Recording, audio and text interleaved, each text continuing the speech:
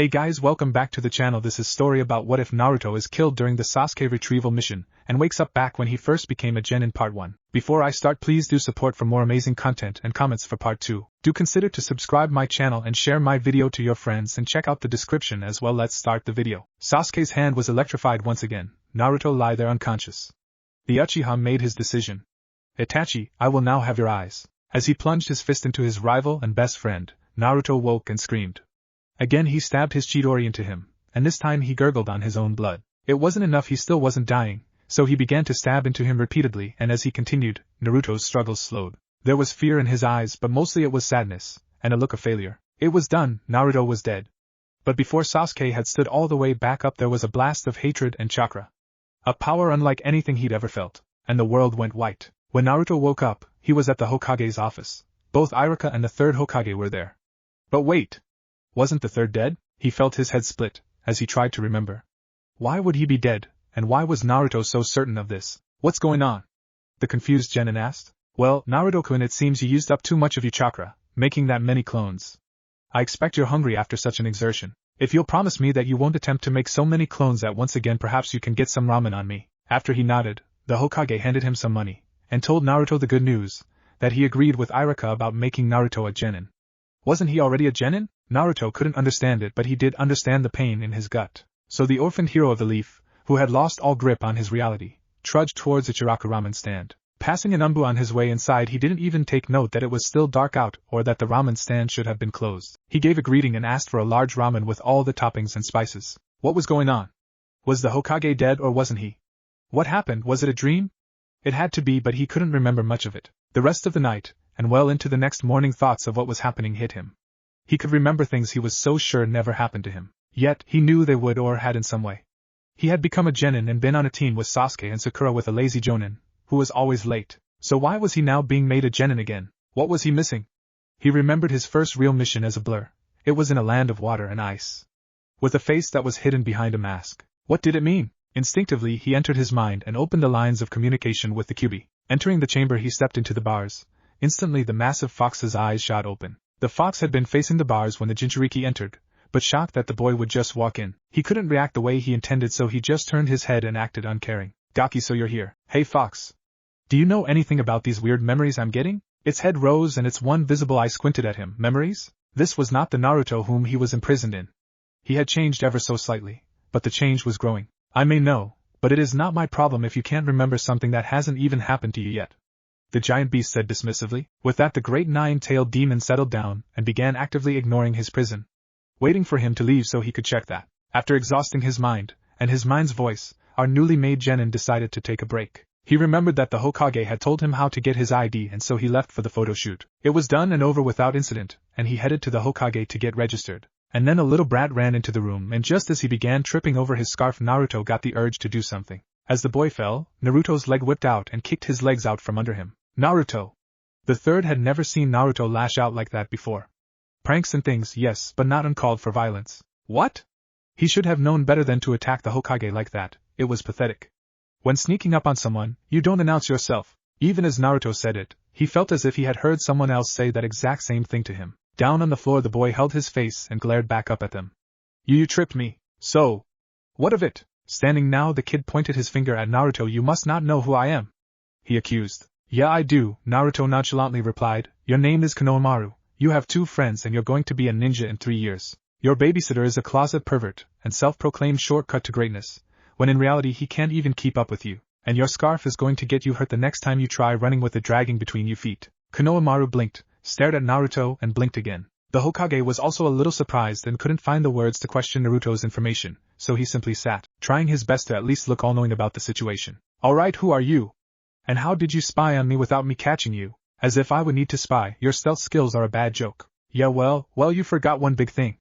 I happen to be the Hokage's grandson? So what? I'm going to be the next Hokage, and I'll be an even better one than him anyway, and that makes you my underling. As Naruto said this, he turned around and walked towards the window. Yeah?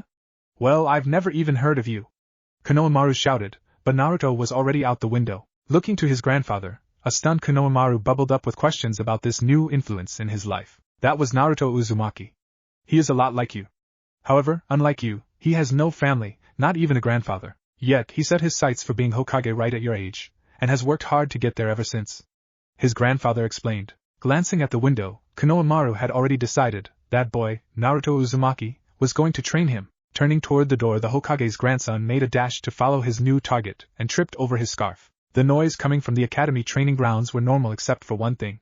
Today there wasn't supposed to be anyone there. Naruto and his 20 clones were training. He had already begun improving greatly. He had already begun to hit the targets every time, not dead center but at least it was a hit, and his taijutsu was faster as well. And as he improved, little details kept popping up, not just in his mind, but also in the minds of the clones. He knew there was more he could do. More he could learn or relearn from his future memories. However that worked, then he heard it, the tiniest of gasps. And so, while his clones continued working, he substituted himself out and snuck up on the little spy. Konohamaru screamed and began kicking him the moment his hand grabbed the boy's ankle and flipped him upside down. Hey kid, what are you trying to do? Stop kicking me. The kicking stopped surprisingly, and Naruto remembered the sense of pride he had when the kid called him boss way back in the future. Anyway, it was time to get that back, so Naruto dropped Konohamaru on his head. Getting a yelp of surprise and pain. So you came to me for training, right? No. Huh. How did you know? That doesn't matter. What does matter is that you're not ready for my kind of training. What? Why not? You have a shortcut, and I want to learn it, so how am I not ready? He was right. Naruto realized. These memories were a shortcut, but they were his memories, right? Meaning he had learned them before, so it was still all him. Well, for one, there is no such thing as a shortcut in getting stronger. The older boy said as he bopped the smaller one on the head. Then what about that jutsu you were using with the solid clones? That was my own jutsu, and it requires too much chakra for you to handle. If you want an awesome jutsu, you have to be ready to work for it. Naruto replied in a proud tone. Blinking, he looked at the little kid in front of him. He was certainly willing to work for it, at least if his face said anything. Now let's begin working for it. Naruto knew just what to teach the kid. First, we will run around the village 3 times, then we will work on your chakra control. Naruto dispelled his clones and began at a good pace. Not his fastest, but fast enough that Konohamaru would have to work to keep up. Once they had made the laps, Konohamaru could barely keep running. So Naruto knew this was the right time for it. Now it's time for you to learn how to mold your chakra. Yeah? But boss, I'm beat. Of course you are. In order to become Hokage you have to work hard, and if you can't you'll never make it. Now open your ears and get ready to learn how to mold your chakra. Boss, we already learned that. Okay, well this was odd. Naruto was certain that he himself hadn't learned how to mold chakra until he was at least a year older than the kid was now, but then, that was probably the teachers getting back at the QB. So what now? What did he do last time? Oh, can you do a henge yet? We learned how to, but I can't get it yet. Great, we'll do that then. Now here's what we do. The training went good. Konohamaru was worn out, but he was still able to produce a sexy henge by the end of the day. They agreed to meet the next day as well. However, before leaving, Naruto had to introduce his new underling to the finest food in the village. Ramen. They were almost there when Naruto noticed him. Ebisu, the closet pervert himself, come to ruin his great day. And his teaching career. Then he realized something. Ebisu was standing on the side of the ramen stand, by his feet alone. Seeing this, Naruto also saw him standing on water somewhere it seemed like a long time ago.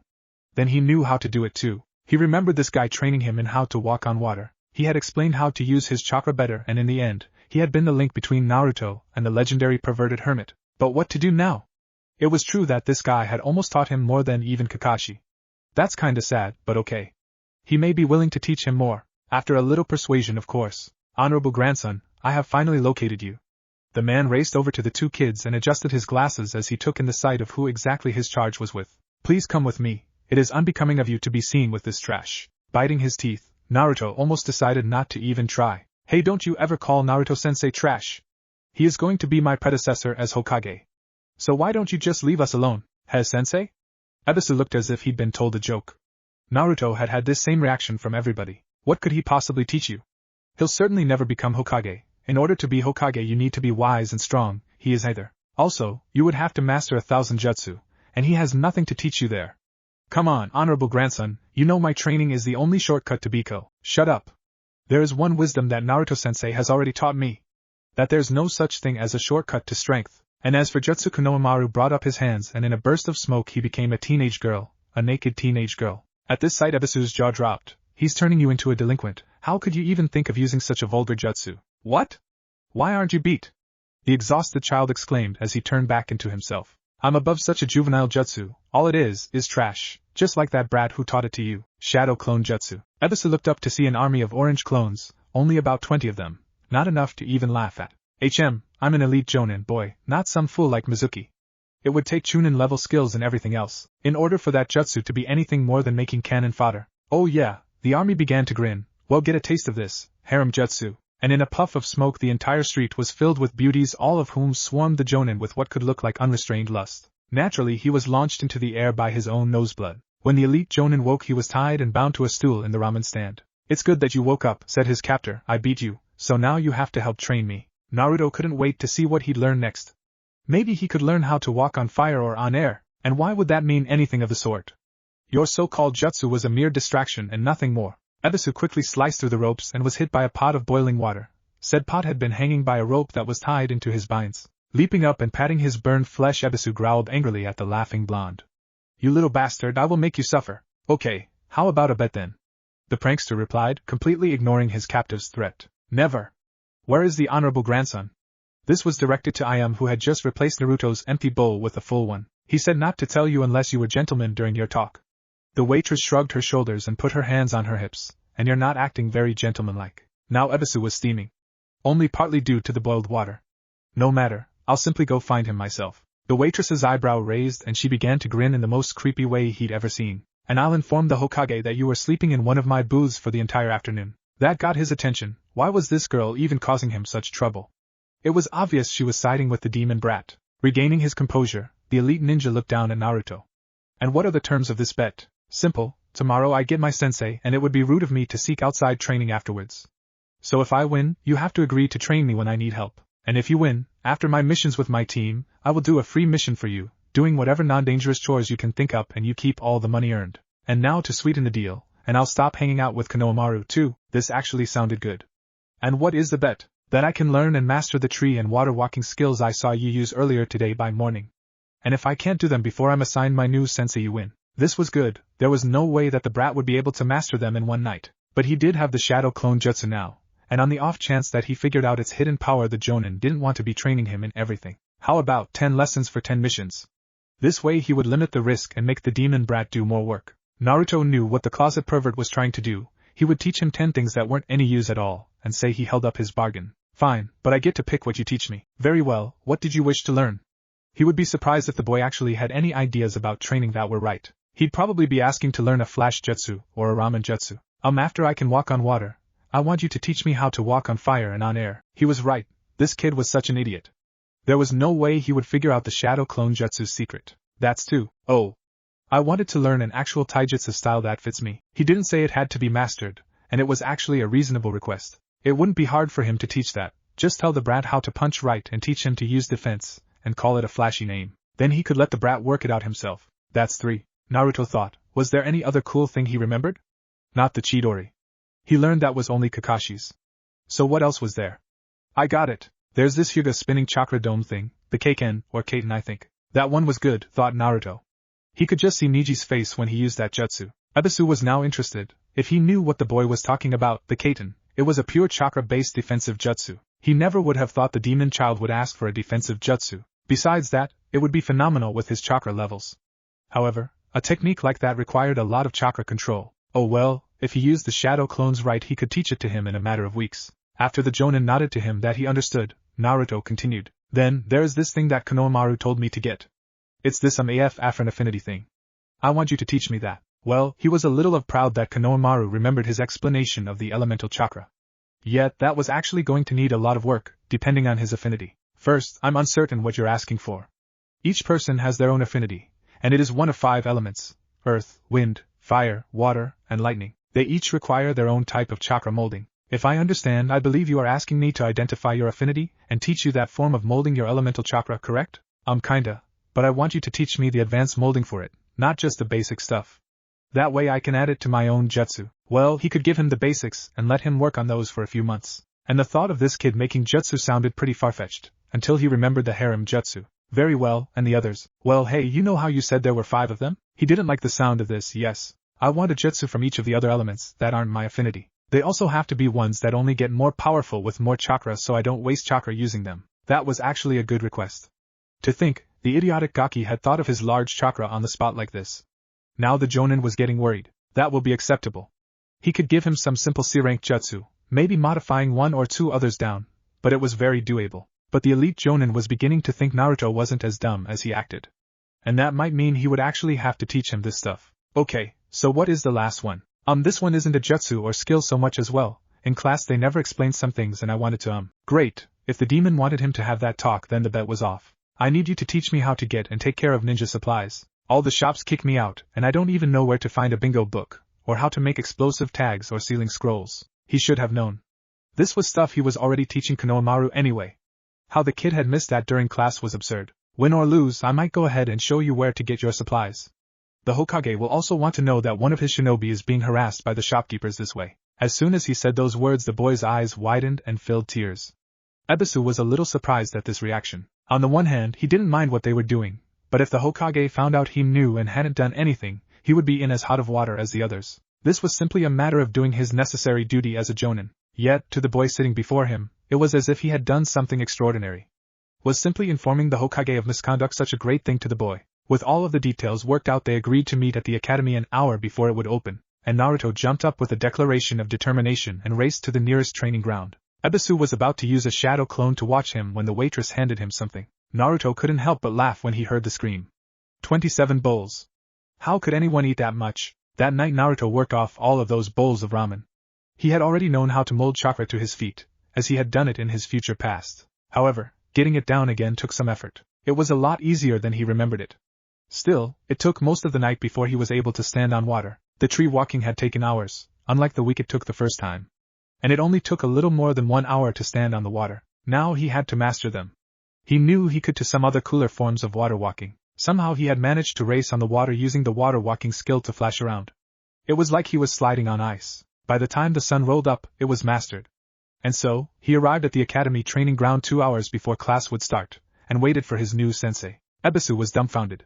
He had left a shadow clone to watch Naruto's progress and see if he used the shadow clone jutsu or got any help, but instead what he saw was pure effort and hard work. Ebisu remembered what Konohamaru had said, "There's one wisdom Naruto-sensei has taught me. And that is that there's no such thing as a shortcut to strength." Now watching the great advances Naruto made so quickly, he realized that Naruto had actually believed that. It also brought to his mind how poor he was at everything, yet with just a brief description of the skill, he had done this. Once he had figured it out, it only took him extra time to not only master it, but to advance past normal water walking. And to the racing he had invented. Even if Ebisu's own clone attempted to do it, and mastered it on the first try, for a kid fresh out of the academy to come up with it, and master it in only half an hour, it was hard to believe. It was almost as hard as that same kid learning to apply the chakra walking skills so perfectly in only one night. So after the demonstration, Ebisu resigned himself to teaching the boy more. Of course, if last night was anything, it wouldn't take as long as he thought. However, look Naruto, some of what you asked for simply can't be taught. The Kaiten is a clan jutsu that isn't available and fire and air walking are impossible. The blonde child he was explaining it to was sitting on the ground, arms crossed and facing away from him. Liar! You're just trying to get out of it, he shouted. Even if you don't know the jutsu, you have to find out how to do it and teach it to Naruto-sensei, Konohamaru added. You made a deal, and if you even try to back out of it I'll tell Grandpa that you have been teaching me not to keep my word. Unbelievable. I, one of the elite jonin of this village, am getting coerced into the impossible by a couple of children. Finally Ebisu agreed to look into the jutsu, and try to find a way to teach it. But only after explaining that it would take time to develop it. That's okay, in the meantime you can teach me the things you do know. But I'd like to get it down before I take my first Chunin exam. At least they were reasonable about the timetables. He had at least 2 years before the boy would be taking those exams. That was plenty of time. Besides that if he did develop those jutsu it would be invaluable to the village. After the class let out for lunch, Naruto walked over to see Sakura. He hadn't said anything to her since graduation. Most of the students had been shocked that he was there, and even more than last time, maybe because he had been so quiet this time. Some of them actually got worried when he didn't even react to the team he was on. He overheard Ino and Sakura whispering to each other that they had been expecting him to leap for joy, and when he hadn't many of the students had just stared at him until the next name was called. To him though, it was just more proof that this was all real, and he could remember the future. As Naruto approached he saw his pink-haired crush getting turned away by Sasuke again. He also remembered her words from last time this happened. Oddly he couldn't remember if she had been speaking to him or Sasuke when she said them. Thinking hard about it he remembered it was him, but there was something off. He was about to figure it out, when she turned around. Sakura was crying. She sat on the bench and buried her face in her hands. But Naruto didn't see it. What he saw was a slightly older Sakura who was also crying and begging him to bring Sasuke back. Then he remembered he hadn't just gotten all these memories, he had died. And he knew exactly how he died. Sasuke had killed him. Rushing off, he didn't see Sakura notice him, or how she had started to wave. Naruto ran to a ledge on a window, just where he remembered Sasuke being. Sasuke didn't even notice him until a foot glued to the Uchiha's shirt, and the attached leg swung out, flinging him down onto the street. Naruto was down too, and on him faster than he could even see. The vengeful orange blur tore into his old rival literally. His fists broke flesh, his fingers grew claws, and his claws shredded the Uchiha's skin through his clothes. He was a beast for these few moments, unthinking and enraged. The only thing the beast's ears held were the sounds of chirping birds and a waterfall. Neither of them had realized that they were being watched. Kiba was walking down the street and turned back around to see it. He had been walking Akamaru before meeting his team, and this Naruto was feral. He almost wanted to just keep on going and head around the fight, but didn't want to draw the beastly boy's attention. Team 10 also saw it. They were on the balcony across the street so Ino could gaze dreamily at Sasuke as she ate. Shikamaru had seen Naruto first, and realized what was coming, and when Ino saw her love get flung into the street, he and Choji held her back. The beating was ruthless and thorough. Naruto had trounced Sasuke severely, starting with bouncing him off the pavement when he threw him down, and continuing to how his fingers gashed Sasuke's skin and his fists and knees and other parts he could use continued to bounce off of every bit of Sasuke's flesh. Sasuke couldn't fight back or even defend himself. He tried to cover one area only to have all the others hit, and his arms were also on the target list. By the time it was over, Sasuke was on the edge of consciousness, hanging limply from Naruto's grasp. While Sasuke had no broken bones, there wasn't any unbroken or unbruised skin on his body. Deep down, Naruto felt the satisfaction of avenging himself. But he knew that this Sasuke wasn't the same one who had killed him, and this beating had to serve another purpose. If you're going to be on a team together with me, you're going to lose the attitude, Sasuke. You aren't invincible, nor are you powerful. If you ever want to make your brother pay for his crimes, being an arrogant ass won't help. You won't ever be strong enough to finish him off without the team that the Leaf Village gave you. And if you ever put that team in danger for your own stupid revenge here, he let out an evil intent bad enough that Sasuke knew he would die here. Bad enough that the watchers all fell away and cowered. I'll kill you. Having said what he thought was enough, Naruto dropped Sasuke onto the street and walked away, leaving Sasuke to pass out, his last thoughts being, what is Naruto? Naruto was ready to make this work. He'd make Team 7 work this time. And while the Genin didn't think he would ever forgive Sasuke for what he had done, this wasn't that Sasuke. He wasn't dead. He still had his life, even after what happened between them at the Valley of the Ends. Sakura couldn't believe Kiba's claims that Naruto had beaten Sasuke, especially that badly. So when Ino also confirmed it, she was shocked. But the girls seemed completely shaken from the admission. Naruto, the dead last, the loser, had somehow beaten Sasuke into a bloody pulp. And if Ino said it, then he must have, because there was no way she would make up a story like that about Sasuke. And after the other teams had left, when she tried to yell at him for it, he ignored her. Slamming her fist into his head ended with her fist stuck in a metal desk. And she was stuck there until their sensei arrived 2 hours later. Only 2? That was different. He had been 4 hours late the first time they waited on him. Meeting him on the roof, their Jonin told them they would do introductions and a test of some sort at Training Ground 7 the next morning. Since Sasuke wasn't here, someone would have to tell him. Immediately Sakura jumped up, volunteering with a joyous screech. She would go to the hospital and feed him a nice peeled apple at the instructions of her new sensei, and then tell him where they would meet up the next day. Maybe she could even convince him to walk there with her. Leaving the academy, Naruto went in search of Ebisu, who had told him to find him at the Circle of Pillars after his team activities were over. Naruto hoped the closet pervert hadn't thought he'd be out very soon, or at least brought something to do while he waited. It wasn't like Naruto could have just told him who his sensei was going to be, and unfortunately for the Jonin, he couldn't think of another excuse to let the man know how long it would take. At least this time his sensei had only been 2 hours late, instead of the 4 they had waited last time. Naruto still wasn't sure why he had been early.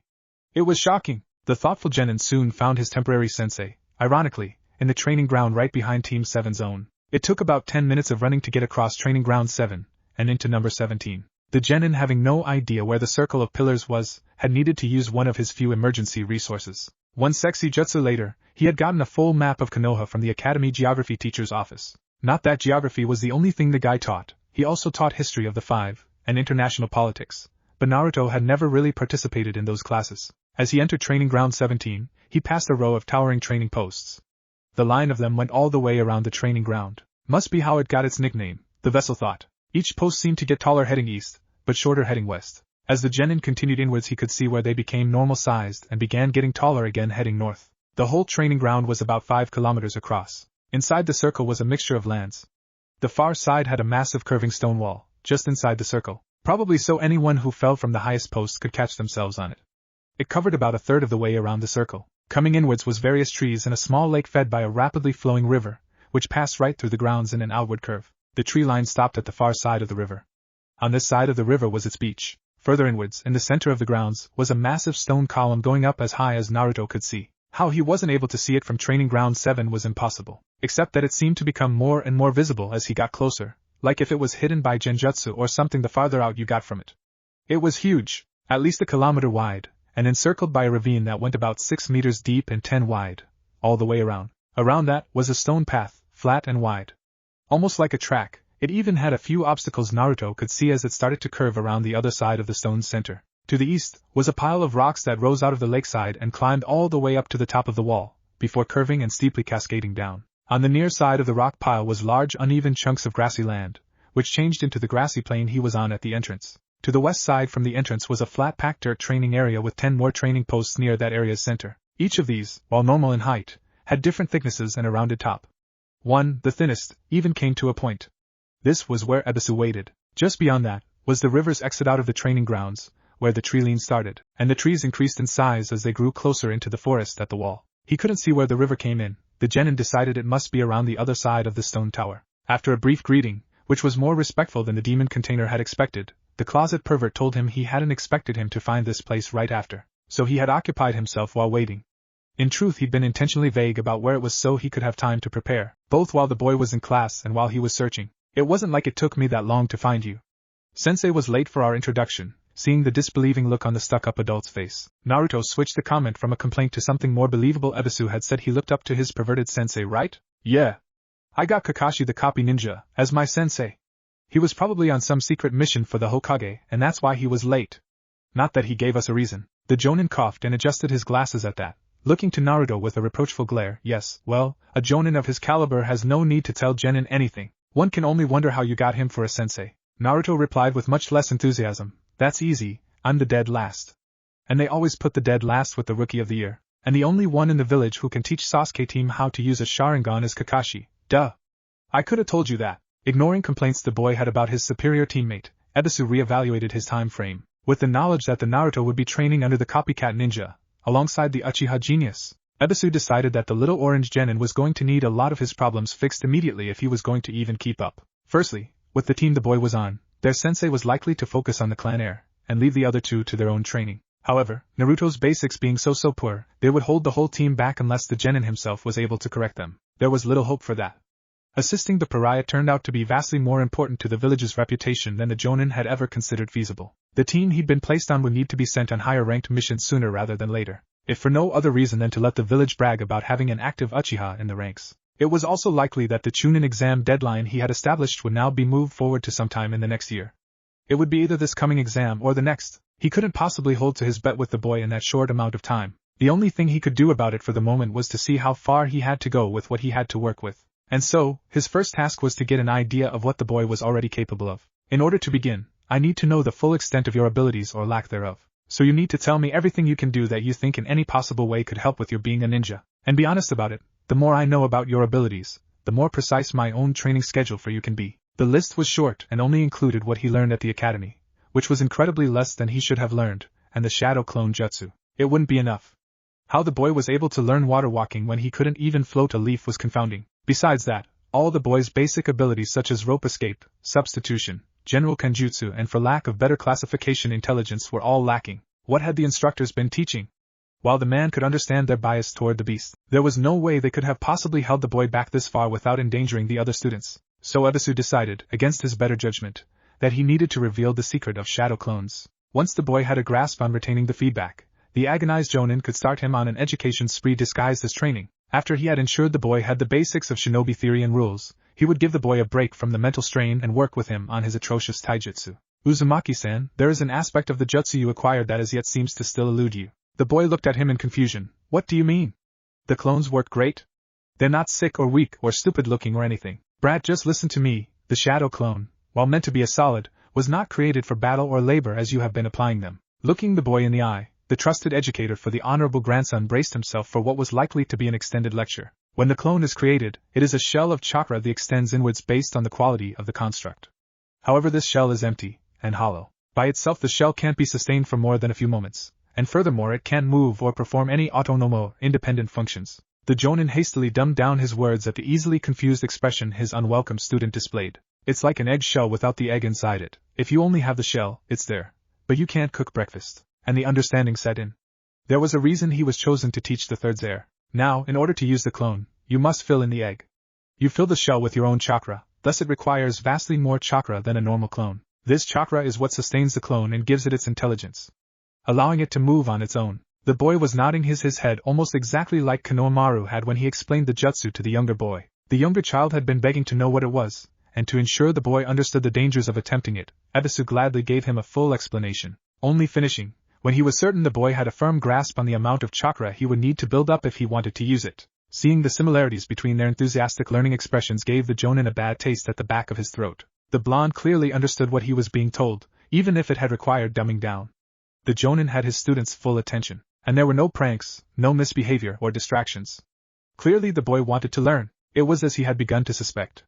The boy's reported behavioral problems in class stemmed solely from the treatment he received at the academy. Privately, Ebisu allowed his mind to picture what the boy could have become if he had been the one teaching the container from the start. When the clone's shell is disrupted, from either chakra or a physical blow, the shell will dissolve. At the same time, the chakra that had filled it will return to the clone's creator, as in you. When you receive the chakra from the clone, you will also receive all the information it carried with it. Meaning, you will remember everything that the clone experienced. Naruto was clearly surprised. I had considered the possibility that you knew, after Konohamaru told me about your training the other day. To say he'd been shocked was a little short. Once he had agreed and sent the boy off to class, he wanted to immediately request an audience with the third himself on the matter. However, he still had to relieve himself of his own untamable ward. It was as he was debating the avenues of care for the boy to be placed with, that the honorable grandson begged to know what the jutsu was, explaining as he did, how he had found Naruto-sensei using over a dozen of them in his training, which was cause for question. If the fox vessel did know the secret, then why hadn't he used it during the bet? If you didn't know you were receiving memories, then why did you have your clones training too? Well, it was mostly to figure out how to do it, and once they got that down I either saw how they did it, or they told me. It just meant I could try more ways faster. In actuality it had been because once one of them remembered something they could tell him, and if he thought about it for a moment, he would remember it too. Naruto had recalled many of the minor improvements he'd made in his training over the last year that way. But he could still only vaguely recall his future life. Alright Naruto, we should start by getting you accustomed to reading the feedback as it is called. First I'm going to have you create a clone and I'm going to work with the clone on a new jutsu. Hey, this better not be a trick to get out of your 10 lessons. Naruto wasn't sure anyone would be willing to teach him something not on the list. Never you mind that, boy. This is a variant of the shadow clone. So really, I'm only assisting you in your chakra control, which I might add will need to be mastered far more if you wish to have any hope of completing the whole 10 lessons. Besides that, the jutsu I have in mind does in fact fall under a section of lesson number 10. Well, you still got a lot more than a single jutsu to teach for that one. The genin was a little shocked. Ebisu was actually planning out a fair deal to him. The man he remembered hated him. Maybe it was the bet. Or could Ebisu actually be that good a teacher that his pride as a teacher wouldn't let him simply half-ass it? That explained why the old man hired him anyway. We will get to that, yes. But for now, create your clone and then I want you to run from here to the memorial stone and then back to the line of training posts you passed to. Get here. You will circle the posts on the outside until your clone dispels, and then come back to perform the jutsu. I will not be telling the original you any part of the jutsu so that you will need to recall only what your clone has learned. If you can't perform the jutsu then I will instruct you to make a new clone and restart your running. After making the clone, the real brat took off at a speed the Jonin could only assume was as fast as the genin was able, reminding Ebisu that he needed to teach the boy how to set a pace when running. Looking to his clone student, the special Jonin began explaining how to perform the shadow clone projectile jutsu. The boy quickly understood the concept of casting his shadow clone onto something other than himself, and was easily able to pick up making the shadow clone of a rock in his palm.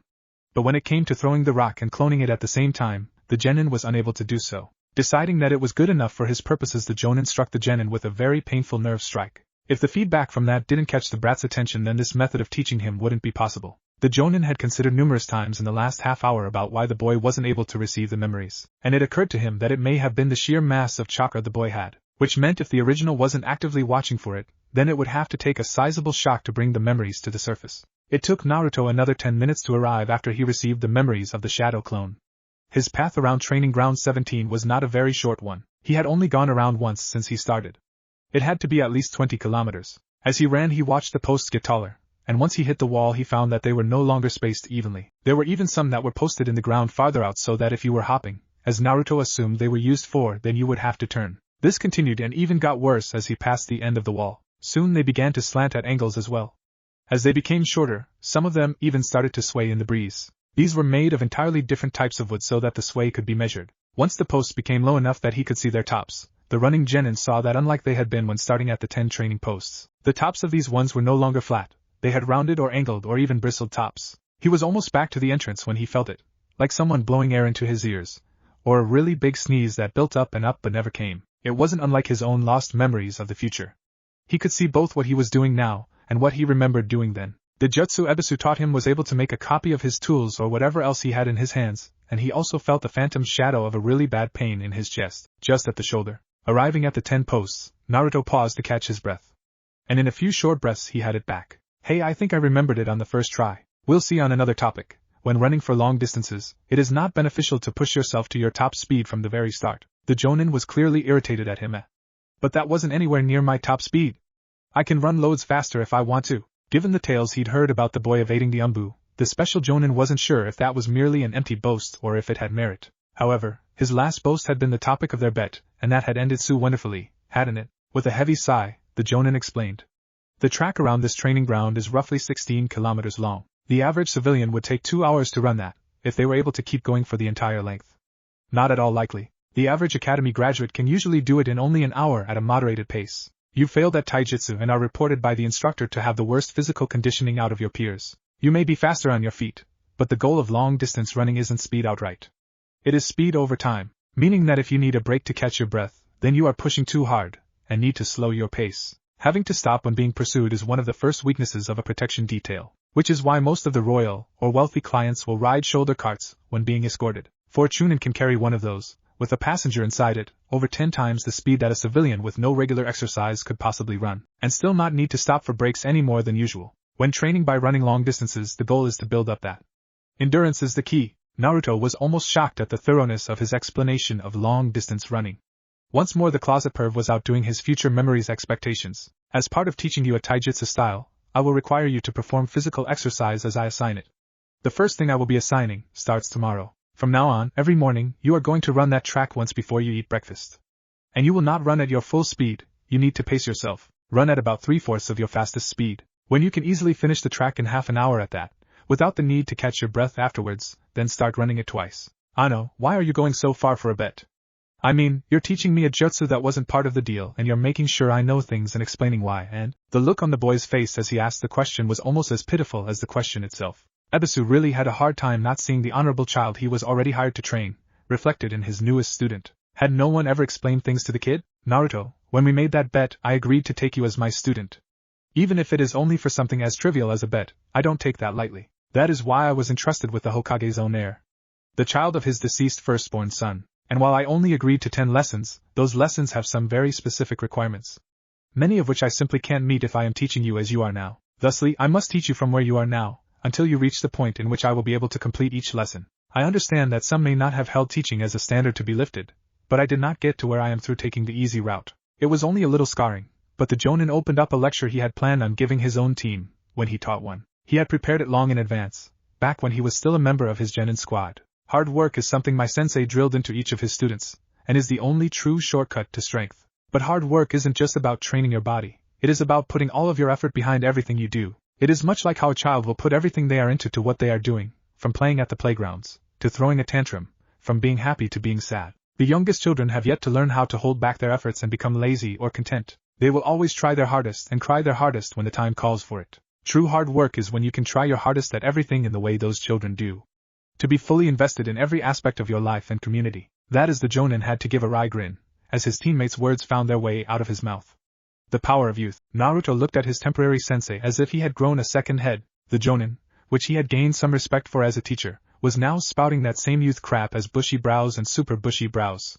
What the hell was going on? He wasn't one of them in the future the genin could remember. Seeing the boy's strong reaction, Ebisu could only assume the genin had met, or at least seen his teammate before. Feeling one's eye twitch wasn't that uncommon for those who knew Mato Guy. First in irritation at him, then in despair at his continued behavior, and most pleasantly in laughter at the reaction of others who were just meeting the man. Allowing himself to have an amused smile, the jonin explained to Naruto exactly how he knew the man in green tights.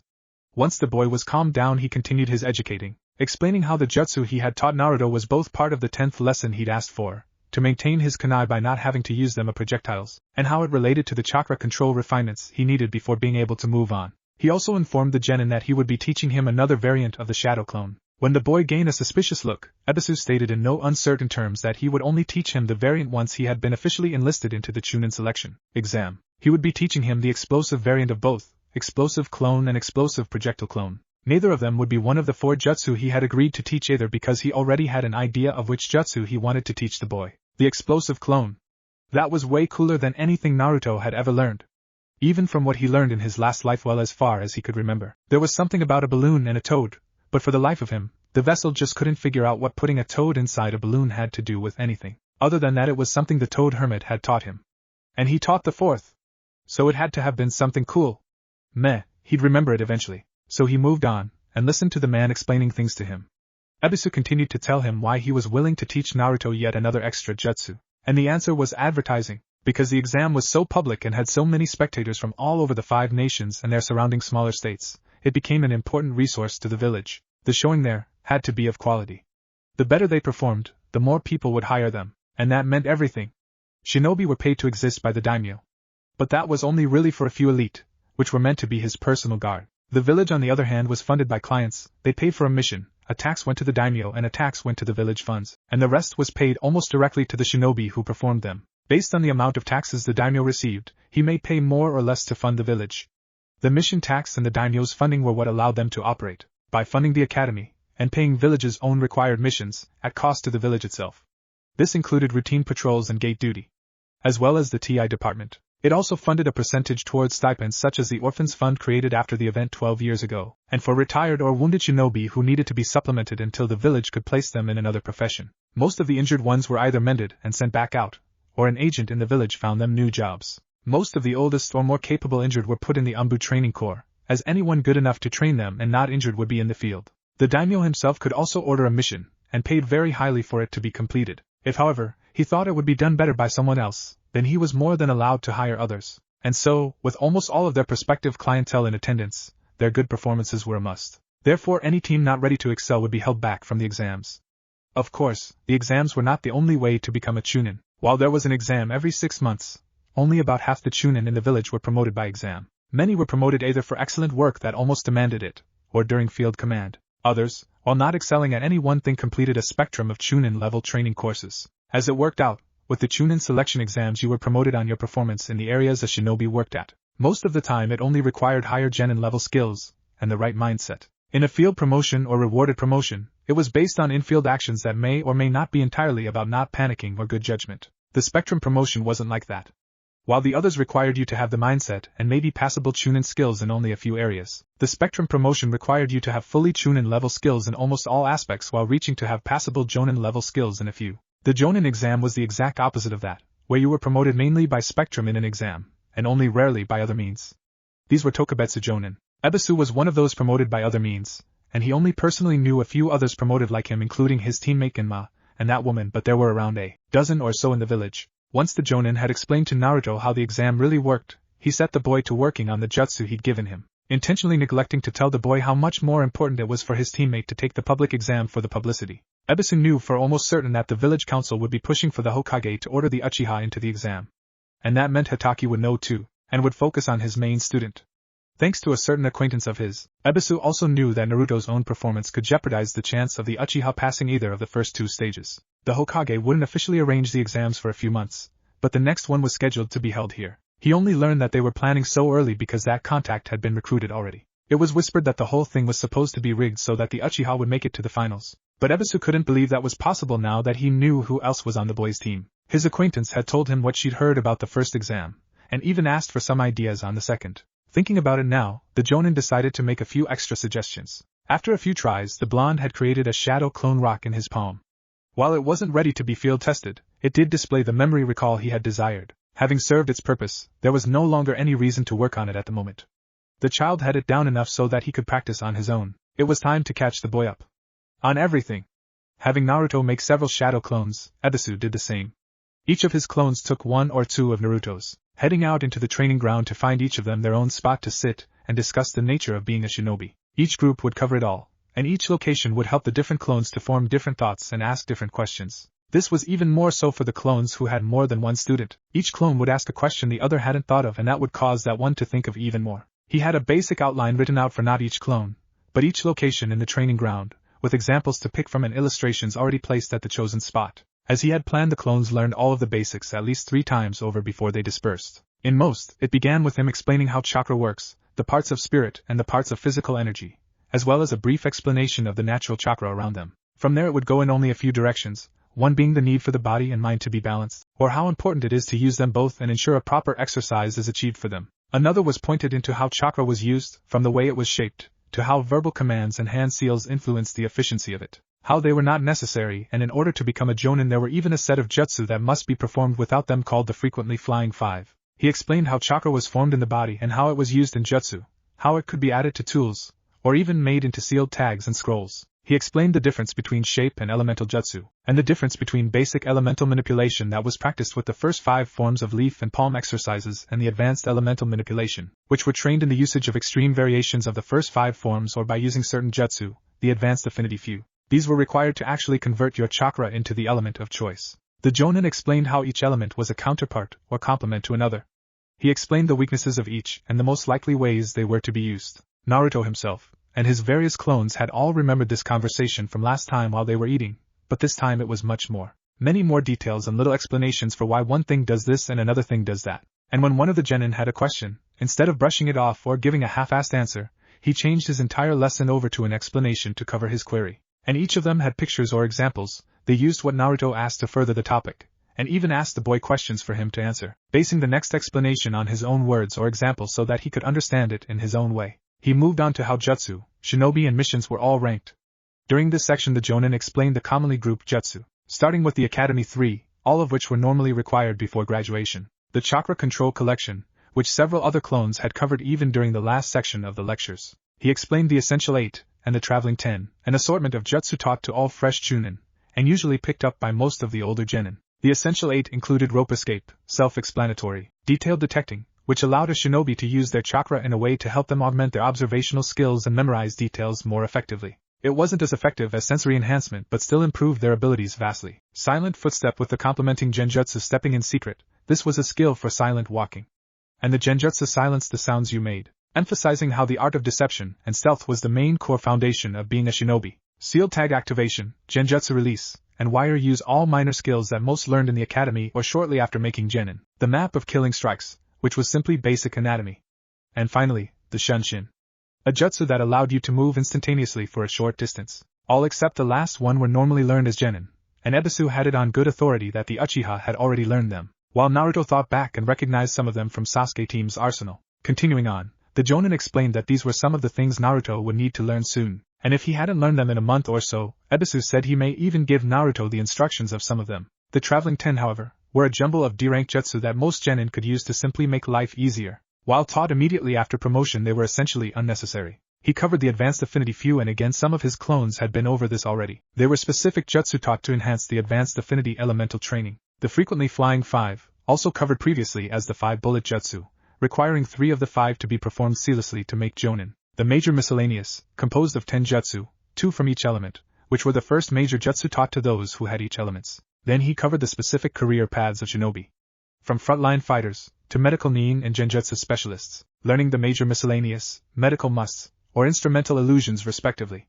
Tracker nin who evolve into hunter nin only after learning the hunter nin have-to-haves. He explained the umbu, the TI department, and what they really are, and the village council, as well as the once used military police. He even went into the various clans and why and how they became parts of the village, covering all their basic information and their most commonly known customs. Each of his clones covered all of these topics. While some focused on one or another with more effort, each topic was covered entirely when added together. It may not have been the full academy education, but Ebisu prided himself in how he had stripped out only the most useful and essential information about being a genin. There was no way he would have covered it all, but he had planned on only covering chakra and its uses for today's lecture. The Jonin was more than surprised when, at the end of the lecture, he discovered that his clones had managed to move on to the jutsu groups and even into the career paths and village clans. He had planned to cover those topics later on, and still needed to cover international diplomacy for missions out of the village, a brief course on the geography of the world and internal laws and structure of the village. But from what he'd seen today, he was certain if the clone method worked he'd be able to cover all of those in only 1 or 2 more lessons. It appeared the genin soaked all of it up like a sponge. While he would enjoy stroking his ego with this, the fact he taught the village dunce how to understand it all, Ebisu knew full and well that the boy had been more than able to understand the concepts on his own. In the time the clones had been learning, The originals were having a different lecture. This one was entirely based on the benefits of meditation and calm, how being level-headed and focused improved every aspect of his training. Ebisu explained at length the various methods for meditation, calming the mind and achieving focus. Near the end of the lecture he had Naruto perform each method he explained in turn. During this time, he also gave the boy a much more detailed lesson about the chakra control collection, leaf floating, tree walking, water walking, chakra sensory and sensory enhancements, and finally the chakra submersion meditation, in which you allowed your chakra to flow through the environment around you and feel its existence. This was usually done under a waterfall, but could also be done on other types of elements. While he hadn't actually taught the boy how to do it, it would come. And sooner rather than later. When it was finally time to finish the discussions, the clones all prepared. Ebisu had Naruto sit on one of the thicker training posts, and take himself into the deepest meditation he'd achieved thus far. One by one the Genin clones dispelled, pausing for several minutes between each to allow the boy to accept the memories before moving on. Ebisu's own would dispel later when he himself could meditate. As he watched the boy absorbing the memories he saw the mixtures of emotion and apprehension, understanding and excitement. The boy displayed a vast array of strong emotions which told the Jonin stories after stories of what the boy had been through in his childhood. When finished, Ebisu instructed Naruto to go over his memories and meditate on them. Then accepted his own clones, in the same way his student had. Each memory of each discussion was like a needle in his mind, and a tug on his heart. The boy had learned so much more than planned, and was so focused on learning that Ebisu's small remaining prejudices towards the boy dissolved in his admiration of the perfect student. He could barely understand how the academy could have held the boy back so much, and he was beginning to suspect that the boy, while far more intelligent than expected, was illiterate. It was obvious he had trouble reading some of the illustrations the Jonin had included, but the way the boy quickly figured out each word he didn't know solely based on context shamed the village educational system to its core. As time passed, hunger set in. Standing from their places on the training posts, the two shinobi headed out to the next training ground out. Number 7. Taking out a bento Ebisu had prepared, they ate near the memorial stone. The Jonin had also thought of a lecture to cover proper eating, but when the boy's first bites were the vegetables, he found himself asking about the boy's diet directly. At first it hadn't always been ramen. When the Hokage first gave him his apartment, Naruto had bought many other foods, but the meats always had little worms inside them, and the worms made him sick when he ate them. The boy had assumed it was the worms because he'd eaten other meats before, and they never made him sick. His veggies on the other hand always made him dizzy. It might have been because he didn't cook it right. The ones old man Tucci put in his ramen were good. The hungry teen always felt more awake after eating there. He only bought milk once a month because if he bought more than the one it would make him need to use the bathroom too often. Now, he mostly just stuck with cup ramen. It was cheap, and he didn't get sick eating it. Ebisu had been convinced. He would be taking over the boy's shopping until the Hokage fixed this too. It was no small wonder how Naruto had survived this long. Deciding not to go into his discussion over food, it wasn't as if the boy had had much choice in his eating habits. Ebisu instead pointed to the stone they ate at, and asked if Naruto knew what that was. Naruto looked back at it, and memories of his time on Team 7 flared to life.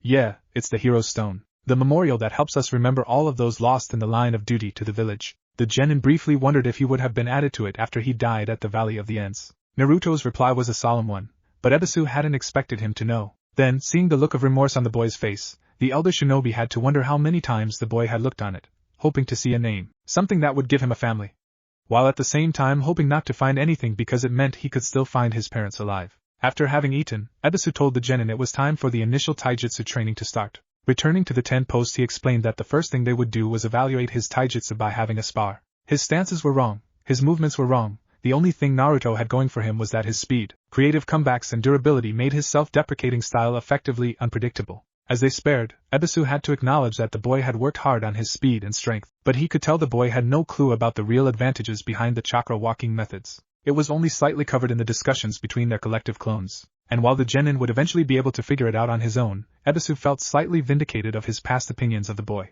Explaining to him how to channel his chakra into the muscles only took a few moments. The boy's speed and strength almost quadrupled instantly. Since the spar had dwindled into a lesson on chakra manipulation, Ebisu simply shifted pace and began coaching the boy through a few stances. The boy had been sabotaged here. Even so, Ebisu was disappointed in Naruto. Shouldn't he have been able to see that the other students were doing it differently? Then Ebisu realized who his instructor had been for taijutsu. The little Genin had placed so much faith in Mizuki, only for it to cut him back time and again. It seemed this would be another chance to use the methods of teaching which Naruto's clones allowed. After having the blonde clones move in the correct ways, Ebisu explained to them how each movement was meant to flow into the next. Having a clone show a single move to a corresponding clone at the same time, they worked through all the basic academy stances. He also explained how the physical movements didn't carry over. This meant that Naruto would have to go over all of these himself, every day on his own. When asked why they used clones if that was the case, Ebisu flat out told the boy they weren't doing this for the exercise. That was Naruto's responsibility. They had used the clones so he could show him all of the movements.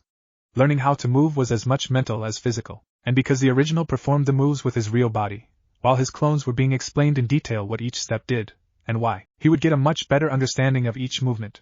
Once completed, Naruto should be more than capable of practicing on his own, without being shown new steps or needing corrected further the way most academy students did. It took Naruto a few moments to go through each form and the corrected movements using his new understanding of each step and pass. Satisfied that Naruto had it down, Ebisu declared that they needed to work on a most major hole in his style: defense. Why defense? Because his style involved the use of clones in battle. If a clone gets hit once, it will dispel.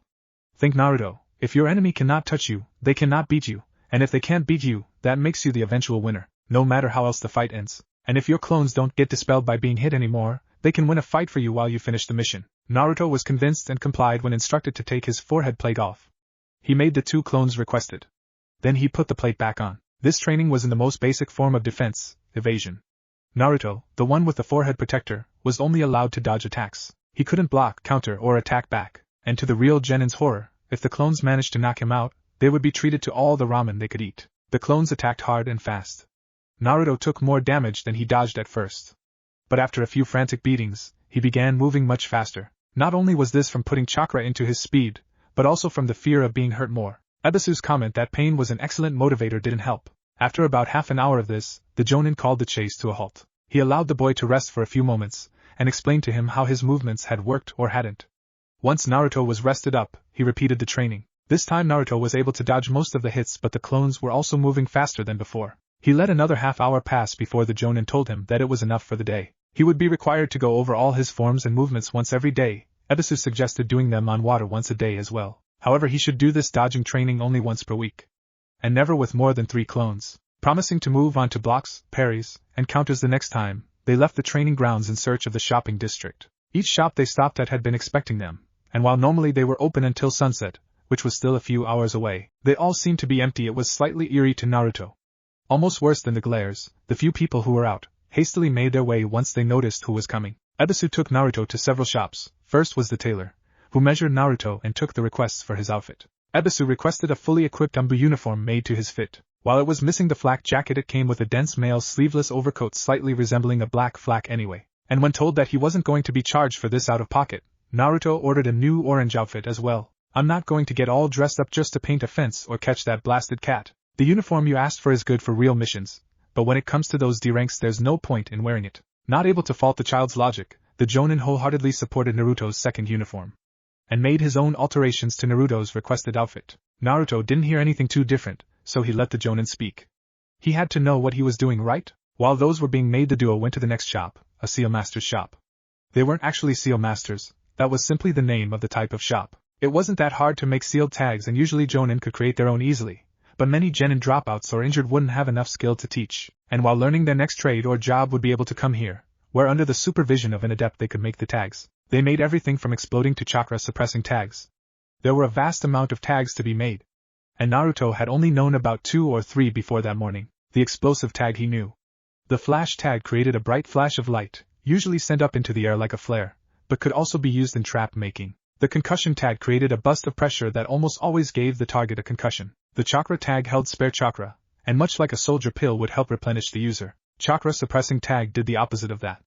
It suppressed the chakra. Gravity tags were how he had made his weights so powerful, and were almost always used with movement resistance tags, which had nothing to do with air or skin or anything Naruto would have thought. No, they operated by inertia or somehow restricting gravity itself to the object? The real understanding of it was beyond Naruto. Barrier tags were easily explained and usually could only be used in groups. These ones were made for various levels by various skill levels. While the other tags verified in small ways, they were mostly only the size of the resulting use or the trigger of it. Barriers, on the other hand, had hundreds of different variables, and could be used for hundreds of different purposes. Some sealed sounds into a room, others sealed chakra or demons like ghosts and things, and still even more could seal solid things like people or water or even germs. These were the only tags that Naruto didn't receive. Ebisu had ordered several of each of the others, and explained how each was used and how they could be incorporated into traps. He also ordered several sealing scrolls, which he cautioned Naruto to never try sealing a sealed tag into. He had purchased the materials for Naruto to begin making his own with as well, but the Jonin flat out told him it would take months before he would be ready to even start learning. That done, they headed to the toolsmiths. Getting his kunai and shuriken was a simple number asked for. But that wasn't all they made. The toolsmiths made many different tools, not just kunai and shuriken. They also made shinobi wire, weights, and bracers that were sent to the trailers, spring-loaded launchers, and many other things.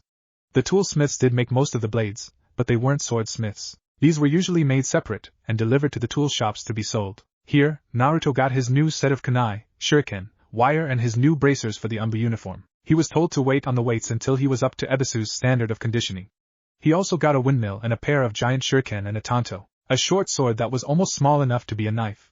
This was going to be used for any hand-to-hand clash with larger blades because it could be repaired easily, and with the sparing usage kunai and shuriken received, they weren't near the quality of an actual sword.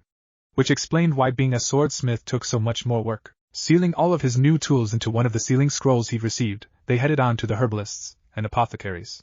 There were several of these shops to stop at, and each one had different items, from numbing salves to acid powder, poisons of all kinds and medicines of all kinds. They had soldier pills and emergency field rations that were able to power a jonin for days. They picked up 3 or 4 things at each of the few smaller shops, and over a dozen things at each of the bigger 3. Naruto recognized these 3 from the discussions earlier that day as being the clan shops of the Ino Shikacho. As they selected each item, Naruto was told of its use, its make, and its counters. By the time they left, his head was almost swimming, and finally it was back to the tailors. The battle suit was standard black Umbu uniform with the mail overcoat and bracers. All of it had been made with chakra-conductive threads and metals so that it would adapt a transformation, or a hidden veil genjutsu more effectively. The only thing truly missing was the mask. His new orange outfit was a 4-piece set. It had his normal orange pants with a long black stripe down each side, a long-sleeved mesh undershirt, made densely enough it was almost as tough as the mail, an orange jacket much like his first one, but this one didn't have a white collar. Instead it came right up to his neck, tightly binding in place around it. Its arms were also blue like the shoulders were. The red Uzumaki spiral had to be patched on. It also came with a bandage set that went under and on top of it in places. The bandages held pockets for weights and helped to brace his flesh much like combat tape. They were made of a durable armored threads. Not as good as mesh but much denser and layered, making it about the same. After some final adjustments were made, they went to cash out. And like with each of the other shops before, the prices, influenced by Ebisu's presence, were considerably lower than Naruto had been used to. Ebisu's initial response to Naruto's reaction was heated. But that was why he was here, wasn't it? True to his word, the previous day, Ebisu had told the Hokage about Naruto's treatment. He had been told to assess it himself, and report back before any punishment could be performed. And so he had. Today, as Naruto waited for his sensei, Ebisu infiltrated each shop and inspected what he could. There was much more to tell about a shop than they realized. He had requisitioned a few assistants from his acquaintance, and they were able to tell him exactly what money had come from the genin, and where he had been in the shop. In some of them he never made it past the entrance, but the fact he had entered was proof enough he'd been turned away. More so, transactions from one of the tools shops had him leaving with metals that smelled exactly like the scrap bin in the smithy itself, while the money that had come from his pocket was more than enough to buy the highest quality they had. This resulted in the Hokage himself finding all of the involved shops. The monetary compensation was placed in a fund which Ebisu was currently using to supply Naruto with what he needed at the correct prices. Not that any money was actually transferred. It was more like a tab being opened with a positive balance. Once everything was gathered, Ebisu topped the whole shopping spree off with a gift of his own. One not purchased by the villagers' greed, but instead traded for with a promise of meal, company and booze, a lot of booze. For both of them, a bingo book, one made up to date by the TI department. Holding more than the standard intel, it told of each bingo with all the info they could verify, down to known associates, and even which foods they ate. It even included theories on what strategies would be best to use, as well as what to recognize as a reason to plain just run. Ebisu had considered telling Naruto that these weren't handed out to just anybody, most were actually made by the user, but the Jonin was also certain that as it had been included in the bet, he'd have to teach Naruto how to make one instead. So he'd asked her. She had truly put her full effort behind it once he mentioned who it was for. Ebisu had to give her credit.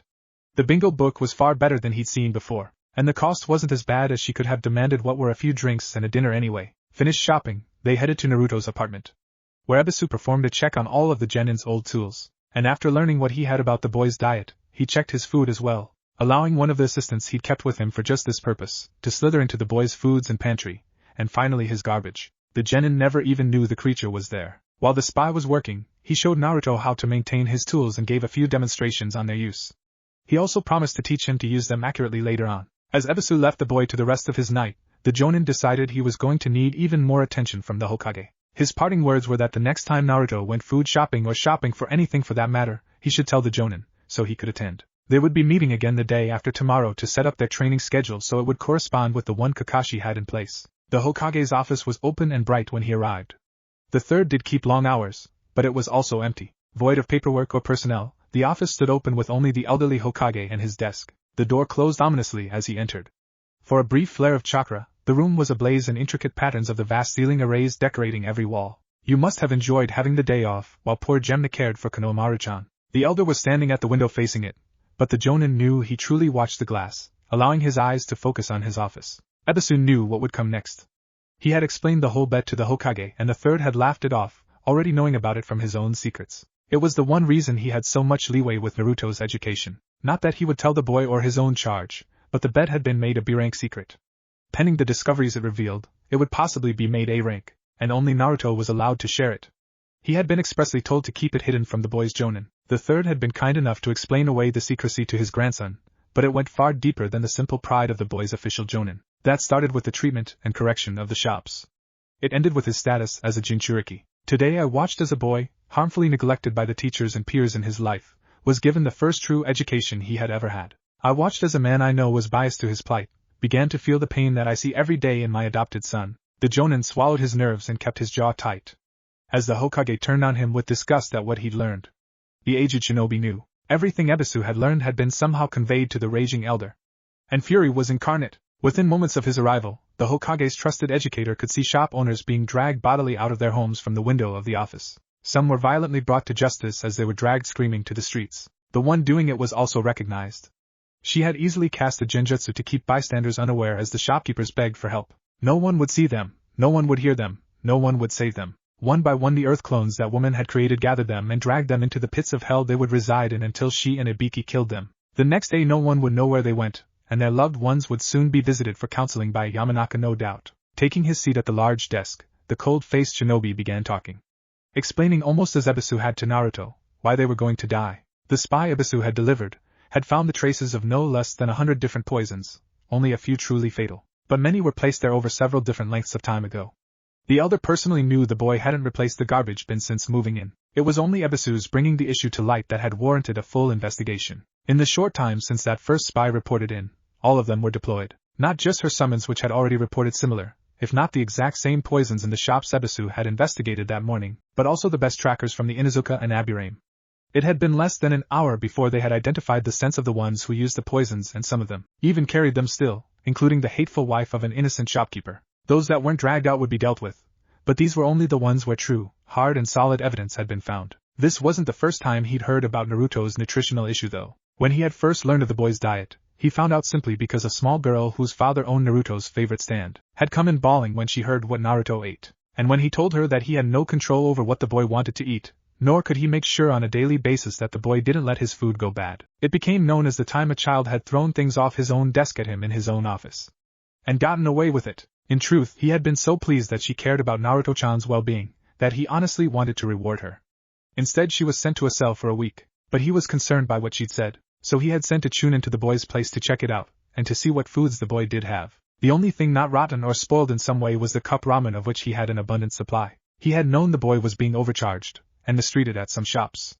But he would never have thought they would outright turn him away or sell him bad food, and it was well within their rights to demand whatever price they wanted. He had unfortunately assumed the boy's love for the ramen stand had been because the girl would often play with him when she was younger. That and the fact they gave all her ruined ramen to him for free when she was starting out. After visiting him and explaining how to properly refrigerate and keep the food he bought, the Hokage moved on. Gazing in on him, he saw the boy had all but stopped even buying the foodstuffs that had gone bad. This led him to asking the Inoshikacho Nutritional Corps aka the Jonin's wives to create some special spices which he commissioned to be added to all of the boy's meals at the ramen stand. Her father picked her up from the Umbu a week after her outburst, with the first batch of spices and a check for their ongoing E-rank mission. He had made a point to personally pay them for a case of coupons, made specifically so he could send the boy there if it had been too long since his last healthy meal. So the boy would be certain to get the nutrition he needed. That one case had lasted for the last 6 years and still had at least another year's worth left. They would receive the coupon and cash it in at the bank, later that week, to be paid for the meal. He was also well aware of the fact that the two working there had taken to giving the boy free bowls too. Learning what he had today, the Hokage understood why the girl was so upset. He decided that he would be making another investment in their shop sometime in the next few days. Turning away from the Jonin standing before him, Sarutobi ordered him to provide a full and complete training course for the Genin, and when the Chunin exams came, he expected the boy to be promotable, or Ebisu would face dire consequences. Uchiha Sasuke enjoyed the texture of the bark on his back, the grass in his fingers, the warmth of the sun shining on his bandaged skin. He was leaning against one of the many trees in Training Ground 7, waiting for his team. Team. The Uchiha thought to himself. He was on a team with him. The indignant boy remembered the savage beating he had received only yesterday. It angered him to no end that his skills had been unable to even defend against the dead last. But also, he was excited. The blonde had held back. He had somehow fooled everybody as he became stronger. How? Looking over at the would-be kunoichi, he thought back to the night before. At least now he understood why he was on a team with such a pathetic teammate as her. He remembered her coming to the hospital to visit him, and for some reason the nurse had given her charge of him. She was supposed to see to it that he got home safe. At least it got him out of the hospital, he had thought. Yet when he got home, he told her she could go and began his way to the Uchiha dojo only to be yelled at as if she could give him orders. No training. You need to rest up and eat, and then, you're going to bed. If you even think of training when you're so hurt, you'll be back in the hospital for the rest of the night. He knew by the way she spoke that nurse had actually given her the authority to have him taken back by medics if she reported it. Besides, he could use the rest if he were going to be really tested tomorrow. Following him inside, Sakura had him show her to the kitchen. I'll make you something to eat. You need to eat your fill tonight because sensei said it would be best to skip breakfast in the morning. That was how he found himself eating with one of the few people he actively ran from. It wasn't that he needed to run so much as she was annoying. He actually preferred Naruto's constant attempts to beat him, over the drooling of his female classmates. When he finished eating, Sakura came back from the restroom, and told him she had drawn him a bath, and if that wasn't enough she pulled him to his feet and began undoing his bandages. While she did this, Sasuke was certain she was mumbling criticisms on the quality of how it was wrapped. It had been a simple civilian wrap. Shinobi bandaging was only slightly different. Once the bandages were off, he waited for her to leave before getting into the bath. He still thought he was going to be peeked at, but a few moments of making sure she was gone and was able to relax. The soak was good for his injuries, and here, he thought over how his other teammate had beaten him. There was no way he had just gotten that much stronger, and that's when he realized that the boy had been acting weak on purpose. He hadn't even passed normally, so that he had been hiding his real strength. The shinobi way was the art of deception, and it seemed Naruto knew it. It also explained why Naruto was able to trick so many in the village, and how he somehow managed to evade the Umbu for as long as he could. Many of their classmates had thought he was exaggerating or just plain lying when he told them. But now Sasuke had no doubts about it. When he exited the bath, he was startled to find out that his useless teammate was still there, and it only became more surprising when she took out a pouch of ointments and salves, and again he found himself put out by a girl he avoided. He sat there in only his small clothes as she applied the medical creams on the majority of his body. Then she rewove his bandages in a very different form than they had been at the hospital. He had to admit it was a much better one.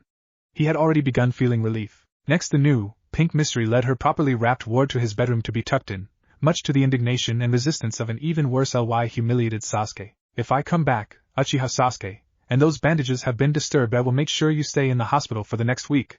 Got it? And for the first time, Sasuke found fear for one of the girls who chased him in the academy. When he had awakened, he had been pleasantly surprised. It was as if all of his aches had disappeared overnight.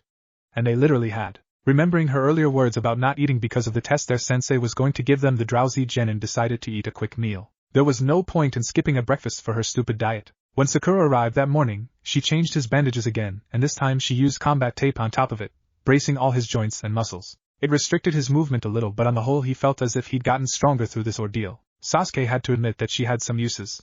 As she told him on the way here, apparently her top academic marks included how the body worked and the field medical skills, but they had not been used in practice. So she only knew the hows of the medical bandaging for shinobi, and hadn't actually done it on anyone before. As his teammate babbled away, Sasuke thought over what she had told him. Keeping one of his ears turned towards her incessant voice in case she said anything else worth hearing, he had never given much thought to the medical field. He knew his path was on the front lines, fighting, not in a tent fixing, but the little details she had memorized paid off big time when he needed them. Even as he walked to the training ground, he could feel his body healing, a tingle there from the ointment, an itch here from clotted blood over his many lacerations. If he was ever hurt, he would need medical aid like this to get him back in the fight that much sooner, so maybe the dobe was right. He could use his teammates to help him prepare for his eventual clash with his elder brother. Sakura was a good bet for the medical needs his many battles would require. Not like he'd get out of every fight without a scratch. If he wanted to grow stronger, he needed to fight strong opponents, and that meant fighting against those who could cause him as much damage as he could cause them. And speaking of stronger opponents, could he really keep calling him the dobe? How had Naruto been so fast? How had he grabbed him with his foot? The beating he dished out was far more than anything the boy had been capable of in the academy. Just how much had the boy held back? How strong could he be? The Genin was actually excited to test himself against Naruto, and not have to hold back for fear of setting his training back. Yes, Uchiha Sasuke could use this team. Uzumaki Naruto was not a morning person, well, not at first. It normally took him a few minutes to get going. Today should have been an exception. Days like this, when he was certain he would be showing the world how awesome he was, were supposed to be easy to wake up to. Today was not easy to wake up to. He had been up all night, in fact. Well, in a way, his clones had been out setting all the traps he'd planned out, and many others they had come up with on their own. This time around wasn't going to go the way it had last time. He had come up with the perfect lines for his introduction, and he was ready to attack Bastard Sensei with vengeance for last time. The fog over his memories seemed to begin lifting as he learned to meditate. He had spent most of the morning on one of 10 posts in Training Ground 17, rightfully named the Circle of Pillars. That had been just after he had ran his first morning lap and eaten breakfast. Yeah, it was good to know the future, anyway. He meditated over his memories, not only of the future, but also of the traps his clones had lain the night before. It helped that he had used his shadow projectile jutsu, and every single one of them was a clone tool. He had no real tools out there, and while doing that, the clones had figured out how to throw them. He had the jutsu down, drawing them all on a scroll. He made a very crude map of Training Ground 7. It was a small scroll, thin once rolled. He could easily slip it into Sasuke's pocket later. Addressing it to Sakura-chan, he pocketed his trap map. It was about an hour after they were supposed to meet. That meant they still had a few hours until Sensei showed up. It was time to join his teammates. The excited Genin could barely keep his calm as he walked into the training ground. What would they think of his new uniform? He had intentionally worn the outfit Ebisu-sensei had designed for him. Its similarity to the Umbu uniform should make him look more serious about being a shinobi, and would only highlight his improvement. Hopefully it would be enough for them to completely forget who he was before, not that they remembered all the dumb things that had happened to him over the year that hadn't happened yet. It wasn't as if he remembered much of it either, for that matter. He could remember only bits and pieces, but he was certain he'd been humiliated more than a few times. The mission ahead of them, the Chunin exam, he knew he had faced Niji, and that he didn't like him. Something was missing there, and something really bad happening just after. And then boobs? Something to do with blowing a frog up using a balloon. He wasn't sure about that one, but he could clearly remember a giant frog. And then Sasuke. He had left the village, they had fought, and Sasuke had killed him. He didn't know why. He wasn't sure who was right or wrong. But Sasuke had killed him. So it must have been something big. Something that made the team think he had to leave to kill Itachi. Naruto saw the man's face in front of him. It wasn't as blurry as the rest of his memories. But he had no idea where it came from. The upcoming test, on the other hand, was something he clearly remembered. And he didn't want to live down the 1,000 years of death again. And even if he still couldn't remember much about the big mission with the mirrors and swords and things, he was sure whatever it was, the 7 years bad luck didn't carry over. How many mirrors had he broken for that to keep being such a clear memory? And what the hell was with the mask that kept showing up inside them? Was he going to get super ugly or something? Nah. Couldn't be. He did remember a few things from the mission though. Words. The words that echoed through his soul. He wasn't sure where he had heard them, but he knew they had meant everything to him when he did. And now he would use them, and all the things he had learned over the last few days, to make an image that would become his new face. His new self. His first step towards becoming Hokage. He had barely stepped into the training ground when the Uchiha forced him to dodge. The boy's foot passed through where his head had been. He had rolled forward into the Uchiha's guard, and as he came up he caught his rival's extended leg before the Genin could land from his kick. Lifting him up, Naruto tossed him bodily into a tree. The Uchiha took no time, bouncing back to his feet and pressing his attack. Naruto could almost see every move the Uchiha was going to make before he made them, by watching the muscle movements he had learned about the day before. Not only that, but his speed was different. His movements were slow, far slower than they had been in Naruto's memories. That was understandable. He didn't have his Sharingan yet, and he hadn't learned to tree walk either. Naruto vaguely remembered their battle when he died, but only just barely. Sasuke had been able to water walk then. It was no wonder he was so much slower. At least now Naruto understood why Sasuke was able to get so fast.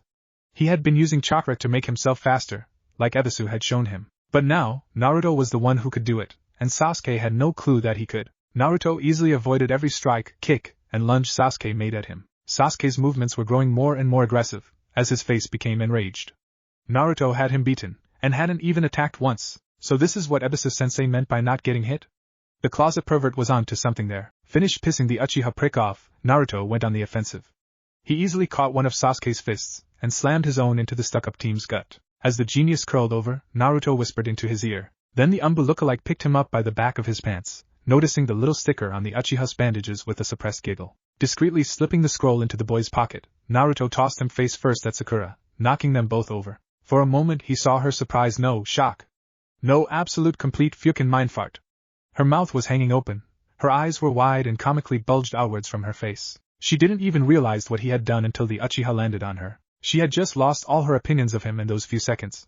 He caught himself before he actually thought that maybe now she'd go on a date with him. She had made her choice. She wanted Sasuke. And he had died to fulfill that promise.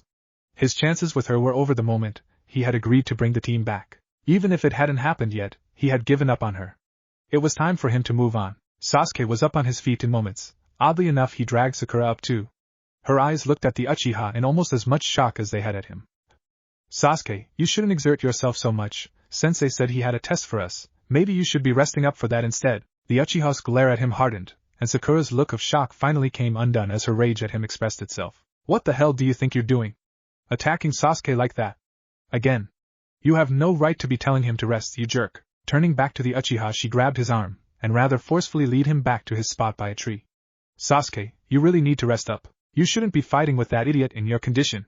Don't forget that we still have no idea what Kakashi-sensei's test is going to be. He might want to do a physical exam. The look on the team's face when she began giving him orders was priceless. Naruto actually had trouble holding his laughter in. Once he had control of his vocals again, he spoke. It looks like Sensei is going to be late again. I'm going to take a nap. Sasuke, don't forget what you were told. With another chuckle, the Genin lay back and closed his eyes. It was a nice nap that was interrupted. A good, happy, relaxing, comfy, interrupted by a kick to the ribs, nap? Courtesy of a less pretty than earlier Pinkette. It wasn't just him, was it? Or did she actually lose her attractiveness for a few minutes? Holding his side, Naruto climbed to his feet. Good of you to join us, Naruto. The nonchalant tone of voice, the orange book predominantly covering his already masked face, the silver gravity-defying hair. Kakashi-sensei, exactly as Naruto remembered him. It's not noon already, is it? Naruto turned to the Uchiha with his question. His rival simply shrugged. Let's start off by getting to know each other. There's no need to rush into any stressful situations. Their sensei began. Naruto didn't hesitate. He jumped up and began introducing himself. My name is Uzumaki Naruto. I like ramen, training, and learning new things. I hate when people treat me badly because of my birthday being the same day as the festival. At the comment about learning new things, he only heard one snort. I swear Sakura wasn't this mean last time, Naruto thought to himself. His sensei didn't even flinch at the hint about the Kyuubi. I don't like people who think they're better than others just because they have an advantage that others don't, and I can't forgive anybody who would betray or abandon the people who care about them. He said this. He gave a pointed glare to each of his teammates, making absolutely sure not to look at Sasuke any more than the others. My plan for the future is to become an awesome shinobi by following my 5 shinobi truths, and my 5 guidelines to ninjutsu. As Naruto declared his last statement, he shoved his hand out to count on each finger. First, never give up or go back on your word. This was something he had believed for the longest time, even before the memories. Second, hard work is the only way to become strong. There are no shortcuts to strength. It was kind of funny to think that the so-called shortcut to strength that Ebisu-sensei had been preaching was the same youthful dedication to hard work that had the bushy brows duo so tough. Not a shortcut at all. Third, true strength is found by protecting those precious to you. And fourth, when you have something precious to you, you must protect it, with both arms, with both legs, and with every other part of your body. His memories of that mission, while a blur, rang clearly with those words. Both rules were dear to him, even if he didn't know why. And finally, my 5th Nindo. Naruto was ready to see how the Jonin reacted to his own words being parented before he ever said them. Not that he was going to say them exactly. That would be too much of a giveaway. Those who abandon their comrades are worse than the worst scum. Kakashi's reaction was a slight widening of his visible eye, and a narrowing of his peripheral vision as he began to reassess Naruto. Not that Naruto caught either of those. To the Genin, his sensei hadn't reacted at all. My 5 guidelines to ninjutsu. 1. A shinobi's path is deception. 2. Always be ready. The best victory is a battle that's won without a fight. If you can eliminate the threat before it happens, then do so. 3. If the enemy can't touch you, then they can't beat you. This means contact with fist or chakra. A genjutsu is far harder to evade than any kunai. 4. Anything available to a shinobi can be a weapon or tool. However, if a tool isn't used to protect what's precious to you, then it is dead weight. And 5. You haven't truly mastered a jutsu until you can do it silently, from every part of your body, without vocal commands or hand seals. Each of his guidelines had been a lesson learned from Ebisu-sensei. Over the last day, Naruto's entire view of him had changed. He had never had anyone teach him as much as that man had. And from the few hours they had spent together, Naruto felt as if he had gained more than even the whole year of life that he had lost. Taking a deep breath, Naruto took the famous youthful nice guy pose. It was time to finish with a closing statement. I am going to become Hokage. And I will protect all of the people precious to me. Believe it. With that said, he sat back down, signifying that he was finished. Hatake Kakashi was not a fool, no matter how many times he acted like one. And he was fully aware that there was something wrong here. Naruto, asleep when he arrived, should have been bored and impatient. That small oddity could have been explained by him not sleeping well because he was too excited, but what couldn't be explained was the outfitting. It was as close to an Umbu uniform as one could get without being put under suspicion for impersonating the Umbu. At the same time, while his body language and attitude hadn't changed, he seemed calmer. He was more intelligent than he was a week ago. Hell, he was more intelligent than he had been at the academy yesterday. The Jonin could see it. The boy knew things that he hadn't before. His rules and guidelines were a single step towards the suspicion that the Jonin felt festering in his gut. The Sandaime had rigged it. There was no other explanation. The ex-Umbu member had heard about the scroll theft, and that Naruto acquired a certain jutsu from it. Obviously, the Hokage had felt that the opportunity to force-feed the boy knowledge via clone feedback was too great to pass up. This apparently had to have been paid for by bribing him with a new outfit and tools. And that last Nindo of his, it was as if the old man had been trying to mold him into Kakashi's own personal Obito Chibi. How dare that old fool use his past like this? Sasuke was the next to speak, although he didn't get up for it. My name is Uchiha Sasuke. I like training, and testing myself against strong opponents. I dislike being caught off guard, or unprepared for something. My plans for the future are to test myself against as many stronger opponents as available, until I can kill a certain man, and then to revive the Uchiha clan. The Uchiha was wrapped soundly in medical and combat tapes. Not the standard civilian wrap, or even the shinobi combat weave. Clearly the one who had done it had studied extensively on the human body to maximize the range of movement and durability of the weave. The Jonin was mildly surprised at the extent of the boy's wounds. Nothing too damaging was done, but the total amount of minor injuries spoke of rage and violence. He couldn't believe his ears when he was told all that had happened to the boy. An ambush with shadow clones could understandably result in Naruto's victory, but his few checkups on the boy over the last year or so had him certain that there had to have been an exaggeration about how ruthless it had been. Seeing the outfit and the slight, but drastic changes in Naruto, almost changed his mind. Sakura spoke next. The Kunoichi clearly hated Naruto, and even more clearly had a crush on Sasuke, mentioning how taking care of him had made her feel, and how caring for his children would be a rewarding life. Subtlety must have come as hard to her as it did to the previously orange boy. But no point in wasting a minor opening, so the Jonin gave an offhand comment that maybe she could be the team's medic. Her eyes brightened up at that. With their introductions over, he said a few words about himself and offered to explain the test. Taking out the two bells, he told them the rules, explaining as he did that they were not Genin yet. When the possible medic objected that one of them was injured, he merely replied that they may have to finish a mission injured, so there was little difference. It was a shame that the Uchiha was hurt as badly as he was, but that didn't mean he would change his test. And if they failed, they would go back to the academy, and he would eat their lunch in front of them. His eye narrowed when both boys subtly became amused. Sakura was the only one to react with the panic he had expected. So I'm guessing both of you boys ate breakfast. They looked at each other, and Naruto's grin was almost reflected on the Uchiha. Almost. Even after I said you'd throw it up. It was Sasuke's reply that came, just another thing the Jonin hadn't expected.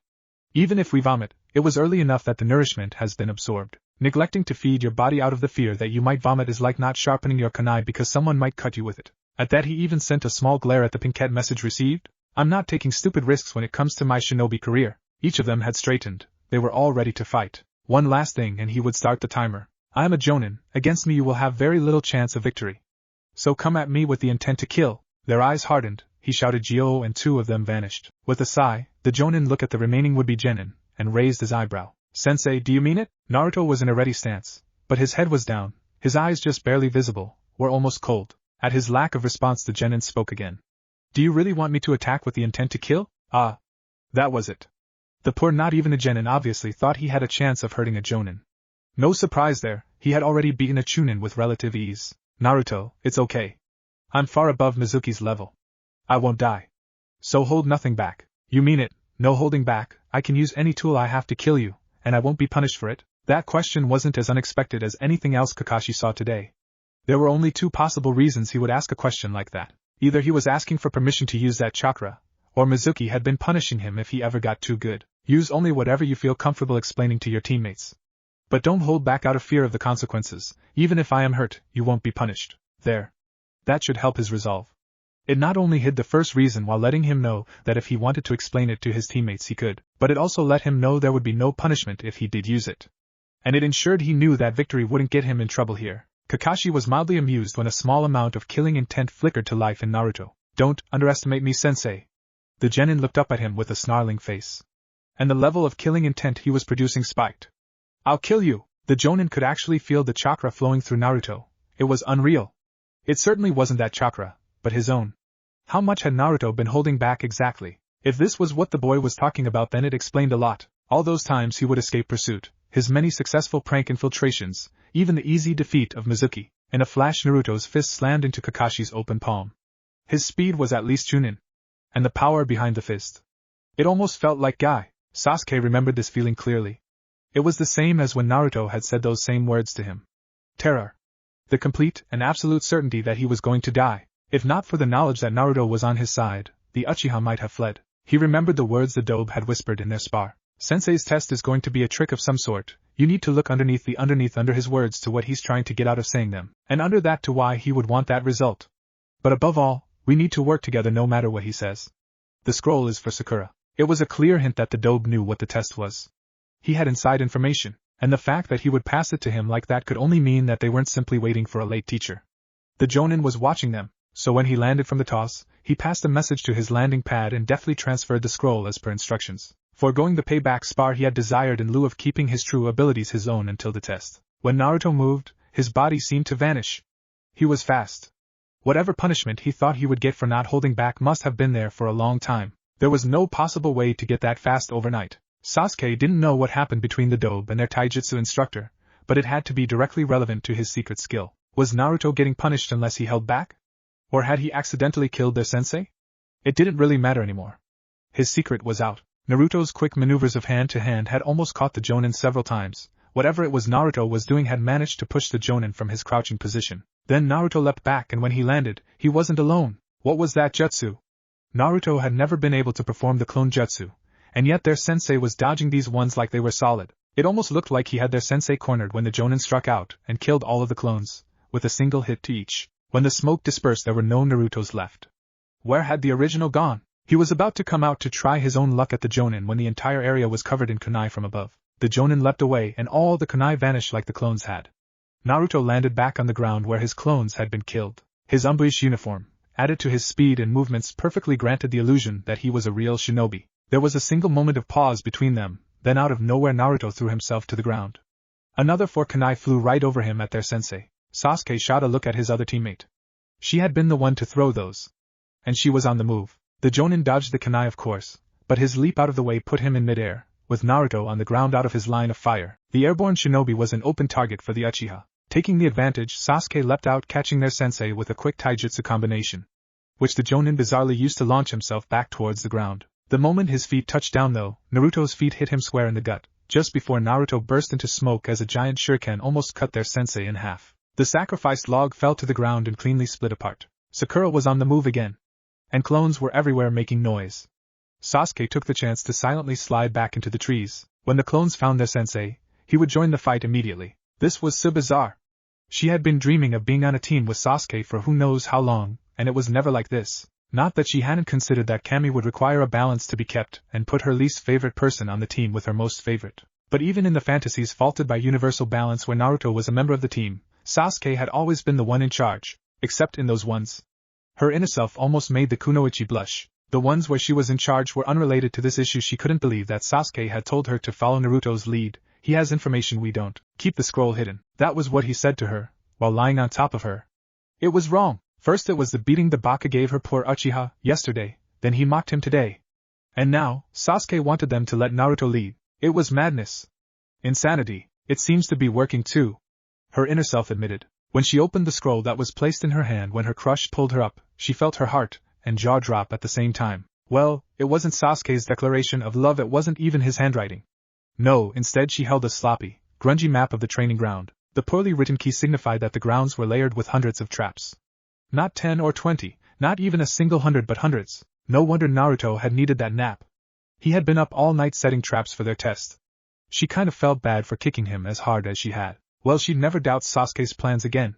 If he said to follow Naruto's lead, then follow him, she would. It was as if the Baka was a different person entirely now.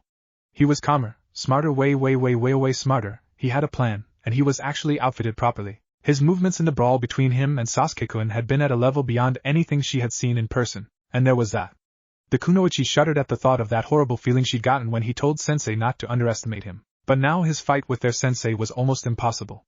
Sakura knew that movement like this was normal for shinobi, but not him. He couldn't move like that if his pants were on fire. Taking another glance at the map, Sakura found the first trap close to her, and looked it over. It was eerily similar to something he had made to launch paint balloons at Ino and her friends in the academy that time Ino had made her cry. The traps were simple enough to figure out. There were launchers, which she could release on her own, and many others that she could cause to go off by hitting the trigger when her sensei got near. Others still would be released only if set off by the battle. She silently hoped that Sasuke-kun wouldn't get caught by one. Their fight had moved, so she moved with it. There were so many traps listed on her new map that it almost didn't matter where she went, she was never too far from one. And when Naruto hit the dirt, she knew he had given her the opening. Releasing the catch, she sent the 4 kunai at their sensei. And when he dodged, Sasuke appeared. His fast movements had sensei flying at the ground. Right into the line of fire of another clone's drop kick. Moving to the next one, she hit the release as soon as she arrived. The giant shuriken was flung at their sensei, who used the substitution to escape. The next half an hour went like that. Naruto Baka would keep sensei team moving and leading him into traps, and she would set them off. Forced to deal with the clones and her many projectiles, the Jonin left himself open, and that was when Sasuke would pounce. Naruto even got him into the lake where Sasuke showed his cool fire style and boiled the water, turning the replacement log into ashes. They were getting closer and closer to bringing him down. And there it was, an opening that was too good to be true. One of the bells had broken off his belt, and was still hanging at that same distance for half a second without inertia. The Jonin was using his chakra to dangle the bell out as bait. Not wanting Sasuke-kun to be caught, she moved as fast as she ever had, and instead of taking the bell and landing in his trap, she plunged her kunai under his rib. Both her teammates' attacks landed a second later, but the Jonin was gone. This was by far the best team he had ever tested. With Naruto sending a mass of clones at him wave after wave, he was kept busy while the other two would prepare their own attacks. The one time he had tried to swap with a clone and hide among them, the original would vanish and they would all be pelted by kunai from above. During his fight with the unblessed Genin, Kakashi was constantly targeted by a relentless onslaught of projectiles. They would even take out Naruto's clones when the opening presented itself. Haruna wasn't anywhere near the disappointment he had observed from before. To think she had layered the place with traps beforehand was unusual, especially for this generation of female Genin. Not only that, he couldn't seem to predict where she would strike out from. None of the information he had on her helped him to expect her most logical trap placement. She had actually used one trap to set off 6 others that were all in the treetops. It was as if she had a completely separate personality picking the locations of her traps. And every time he had to recover or would go off balance, Sasuke would strike. He had precision, and an arsenal of small fire jutsu that most Genin wouldn't be able to use, and the large fireball he sent at him was well beyond any of the current batch of Genin he had seen in the academy this year. The Kopinin was most surprised at the raw speed and strength Naruto had. It was so disproportionate to what he should have that it almost made up for his horrendous hand-to-hand skills. Those, oddly enough, posed their own problems. His style was so bizarre, and almost counterproductive that it was hard to follow. And worse, was that it had points of absolute fluidity and precision littered throughout it at random. Kakashi couldn't predict anything with his movements. He was almost tempted to open Obito's eye until he heard the Genin's arm dislocate for an especially nasty jab to his throat. The kid was taking damage to use this style. No wonder they told him to knock it off. Then Naruto used the shadow projectile jutsu. Kakashi had known about the scroll theft, and he was informed by the Hokage the boy hadn't learned any other jutsu. Naruto couldn't have figured it out on his own, could he? That was just absurd. Altogether their teamwork was unexpected. They hadn't even tried to compete, working with one another from the very beginning. He had tried not to move any faster than a high Genin speed, but at this point he had been forced to move at mid-Chunin speed several times to avoid being hit by a stray fist, or kunai, and the Uchiha had almost forced him into Jonin-level speed with his quick turnaround attempt at the bells. Flipping upside down, and launching off of a clone at them, the Kopinin was almost willing to let them take the bells, just to see how they would resolve his little ruse. And so, he tried to arrange an opening, letting the bells go. But instead of his Genin taking the bait, the Jonin had taken a blade and found himself bleeding from a vicious stab to his side, courtesy of the Pinkette. Obviously she had thought the opening had been a trap, and prevented her teammates from getting caught in it. He still couldn't believe he, a Jonin, had been stabbed by the least of the 3 not even Genin. Even as he held a hand to the bleeding cut, not too deep, she had barely punctured the skin before he moved. If her lunge hadn't been so unexpected it never would have landed. How was he going to live this down? The timer should have gone off already, and seeing no real end to this constant assault, Kakashi decided to show them exactly what a Jonin was, and what it meant to fight a losing battle. Vanishing from their area, he waited until the bell finally went off. Once it had, he reappeared next to the originals of Sasuke and Naruto. At the same time, the Genin wasn't the only one to use a shadow clone. With the words "my turn," his fist slammed into their guts, targeting stomachs specifically, immediately causing them to puke. After all, he did say they'd throw up breakfast. All of Naruto's current clones burst as a third Jonin Suiton Jutsu struck. Then at a low Jonin speed he and his clone began smacking the boys from every direction with a single open hand from each of the clones. At the same time, the third Kakashi targeted the trap user, and sent small fist-sized bullets of mud raining down on her. Every time Naruto tried to create clones they died instantly from the most painful nerve strikes he knew. When the Uchiha tried to curl his arms were dislocated. No matter where Sakura went, the mud kept pelting her, and when she tried diving underwater he electrified it. And almost immediately the three of them were bruised, bleeding, and unconscious. Kakashi looked down at them once they had been laying down on the grass and hosed off with a clean Suiton Jutsu. The first team to have ever passed his test. He could barely understand it. From what he'd learned about them yesterday, Naruto had attacked the Uchiha in an ambush, likely with his clones. Though he didn't have any real details, the boy was soundly beaten and the Uchiha should have been eager to fight against the blonde. Furthermore, Sakura had a passionate dislike for the boy while the clan survivor had the same feelings for the girl. It didn't add up. But then again it kind of did.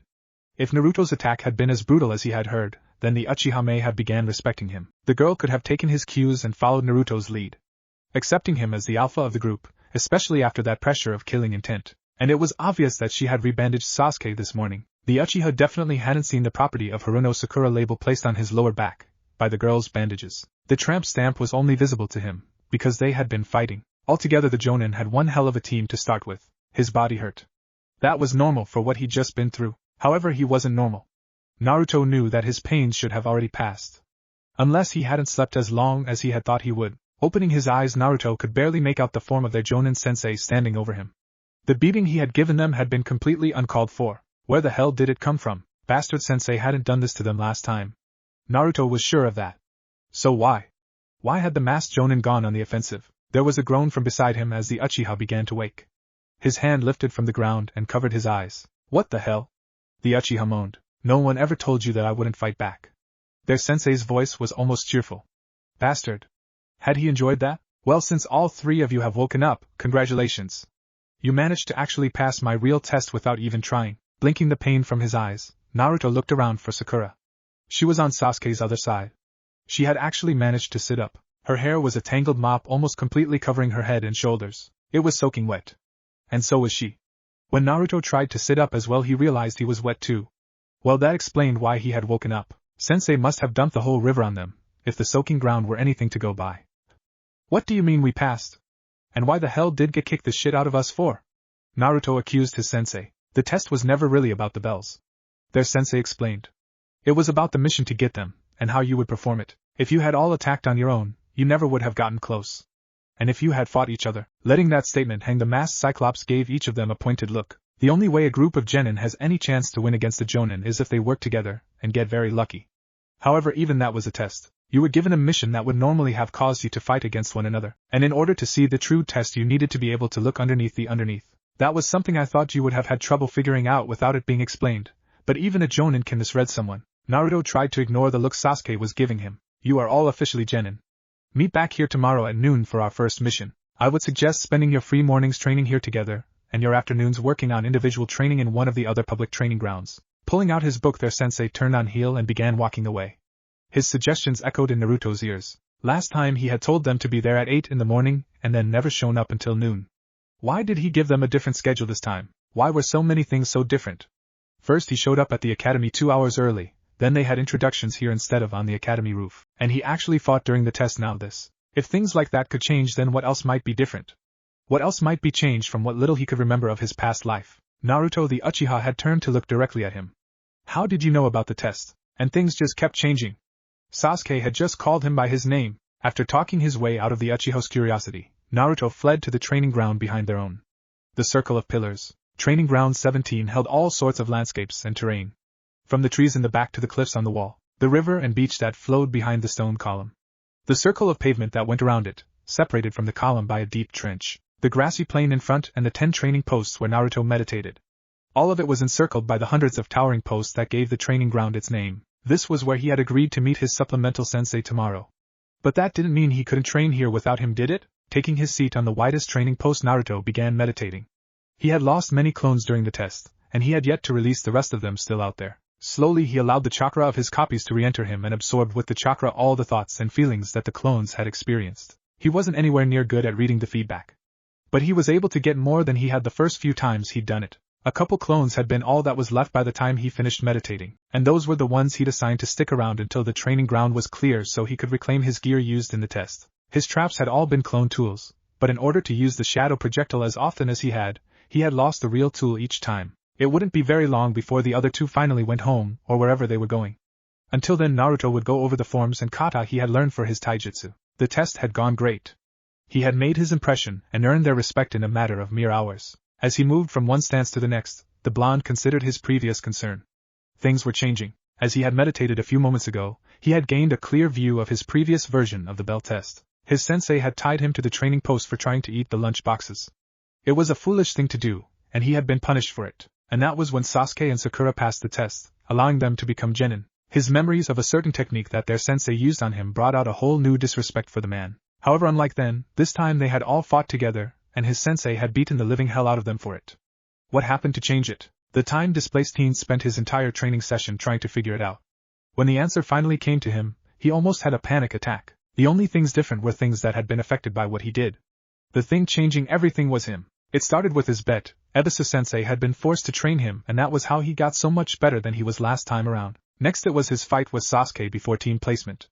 That must have been what caused Kakashi to change his test. Sasuke hadn't been there, so they hadn't introduced themselves. Sakura had been the one to fix him up, if the fact that her name was stamped on the bandage on his lower back said anything. Something she had done had gotten Sasuke to open up during the introductions this morning, and everything else had been him trying to make sure they passed. His traps, his warnings to Sasuke, they had been what got the three of them working together from the beginning, and that was why they had passed the way they did. Sensei had only fought back because Sakura had cut him a little. Her surprise attack had surprised all three of them, and the fact that the very tip of her kunai had tasted blood was something Naruto had never thought would ever happen for the girl. Every single thing that he did changed things. And everything could be changed if he didn't try to keep it the way it was. How could he be sure they would get the same missions or even the exam? Naruto was certain nothing he did could stop the exam from happening in the first place. But how could he be sure they were in it? He needed to find a way to make sure things happened as they were supposed to. And then, when he had the chance, he would stop Sasuke from leaving before he made it out of the village gates. Uchiha Sasuke wasn't fooled by a single one of the excuses Naruto had made. Saying things like that's just common knowledge and everybody knows genin teams are 3 genin to 1 jonin didn't explain anything. It was all bullshit. Sasuke had seen several genin squads with only 2 members, and he had witnessed firsthand as several of his clansmen were taken as apprentices. Naruto knew something before the test. There was no doubt in his mind that the blonde had been the one to set up all those traps Sakura was using. It wouldn't surprise him if the boy had somehow been behind her little ambush of their sensei too. Still, Sakura was the only one to have gotten the drop on their sensei. She had actually drawn blood. Even if it was only a tiny splat on the point of her kunai, the blood was still blood of a jonin. When he and Sakura had tried to look closer at the traps, they all vanished in a cloud of chakra. The scroll with the map disappeared with them. All that was left were a few kunai and shuriken that Naruto had used in the actual battle with their sensei. A pair of clones quickly swept all of those up. Solid clones. When did Naruto learn to make those? After the beating he had taken, the Uchiha had began looking over every memory he had of the dobe. He had thought the dobe had just been holding back a little. But now, his speed and technique from the bell test were leagues above what the proud genin could manage. The taijutsu style he was using was so unfamiliar to the Uchiha. Even their sensei had been taken by surprise. And the sheer amount of these solid clones he had used. If Sakura's understanding of the concept of substantial chakra constructs was right, then Naruto had at least 100 times the amount of chakra Sasuke had. Talking it over with the kunoichi brought the two of them to a single conclusion. Naruto was not a genin. He couldn't be. There was no way the Naruto they had known could have been hiding his abilities so well otherwise. If he had simply been hiding without any true training, then he would have slipped up. It was a bizarre conclusion, but they were convinced. He was a spy for the Hokage who had been placed on the team. Once Sakura had confirmed where Naruto lived, they had no doubts. No child his age would be allowed to live alone in the red light district. At first Sakura thought that he had been replaced entirely. Like maybe he had been dropped from the program, and someone else took his place. But Sasuke was certain that wasn't the case, or his disguise would have been disrupted when their sensei had attacked. The pinkette admitted she knew he was the same person too, because she could feel the same body size and shape when she kicked him. If he had been in a henge it would have felt different. It actually made more sense if he had been a plant even back in the academy anyway. Naruto had always been pulling things in class and always got bad grades even when he did the work. It took a little arguing, but they soon agreed that the adults did treat him differently than the rest of the students. All of the hushed whispers as he walked by their parents, the glares always sent his way. They had assumed his treatment was because of his behavior. The only one who seemed to like him had been Irika, and he was the boys' main target most of the time. The conclusion. Naruto, a shinobi who lived in the red light district and was good buddies with their sensei outside of class, who had the ability to completely hide his true skills, which were on par with at least Mizuki-sensei, had more chakra than anybody they had heard of, except maybe the Hokage, and routinely evaded the umbu, was being treated like his very presence was an insult to the other instructors. The only explanation that fit was that he was a secret agent placed there by the Hokage because of the number of clan-born students in that class, and the other sensei didn't like a full shinobi infiltrating their class. He never did his work because he was always bored from having done it already. Finally, once they had graduated, Naruto had been put on their team to protect the Sharingan. Sasuke knew that since that night, he had been placed under guard by the umbu when he was alone, and since Naruto had been there with them even before then, it meant he wasn't there simply to keep the Sharingan safe. That must have been a new mission.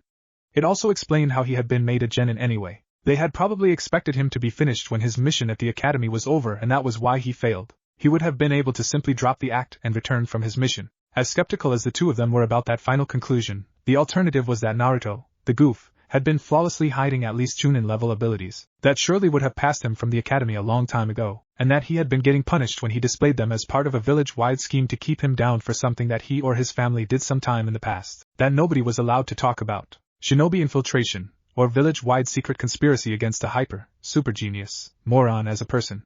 Easy answer in a shinobi village where they all trained to be shinobi. Morning arrived with Naruto making his lap around the circle of pillars. He wasn't sure why, but last night had been a very strange sleep. It felt like he had been told some huge joke and he couldn't remember it. Whatever it was, his mood had been affected greatly by it. Everything seemed to make him laugh today. It slipped his mind that his shadow clones had only returned with his missing tools after he'd fallen asleep, but the tools were all there in the morning, so he repacked them and dressed in his new orange. Today Kakashi would likely take them for their first D rank. But if not, it meant Naruto's slim grasp on the few changes he had made was worse than he thought. Try as he might, Naruto couldn't remember what his first D-rank mission was. All he remembered about it was that Iruka had yelled at him in front of the old man for complaining about it. That wasn't the only time Iruka had yelled at him for it either.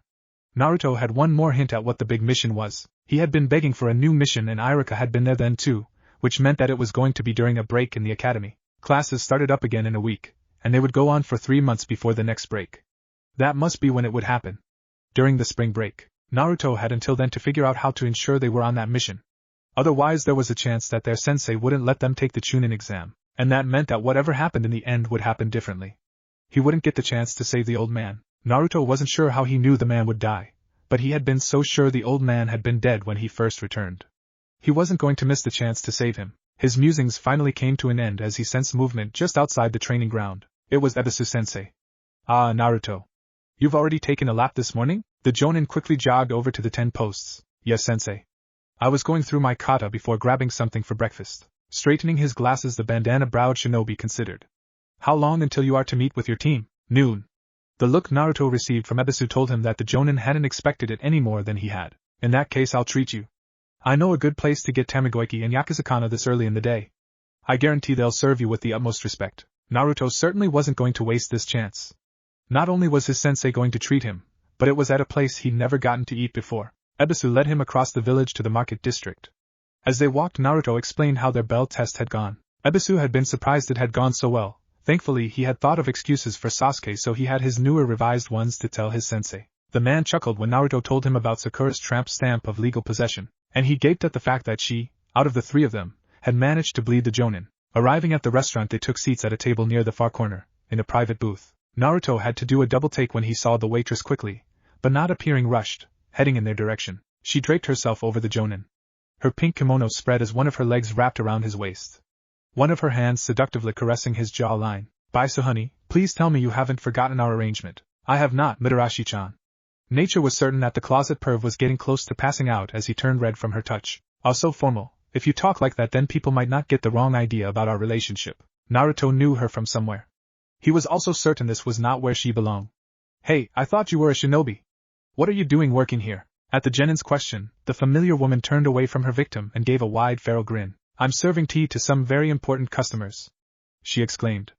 As she did so, she also squeezed his sensei's arm into her generous bust. The blushing adult had explained several instances like this over his education. It was simple security to have a shinobi of their village prepare and serve accommodations for any high-risk visitors. But who could have come to the village at this point in time?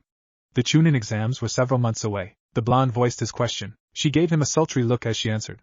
Why, Naruto, don't you know that when providing services her face came very close to his as she spoke into his ear? Every customer is important. Ebisu-sensei cleared his throat. Before Naruto knew she had even moved, the seductress had draped herself back over the Jonin, and was whispering in his ear. His reaction, however, was a sudden reduction of blush as his face became stern. Well, I did promise Naruto-kun breakfast.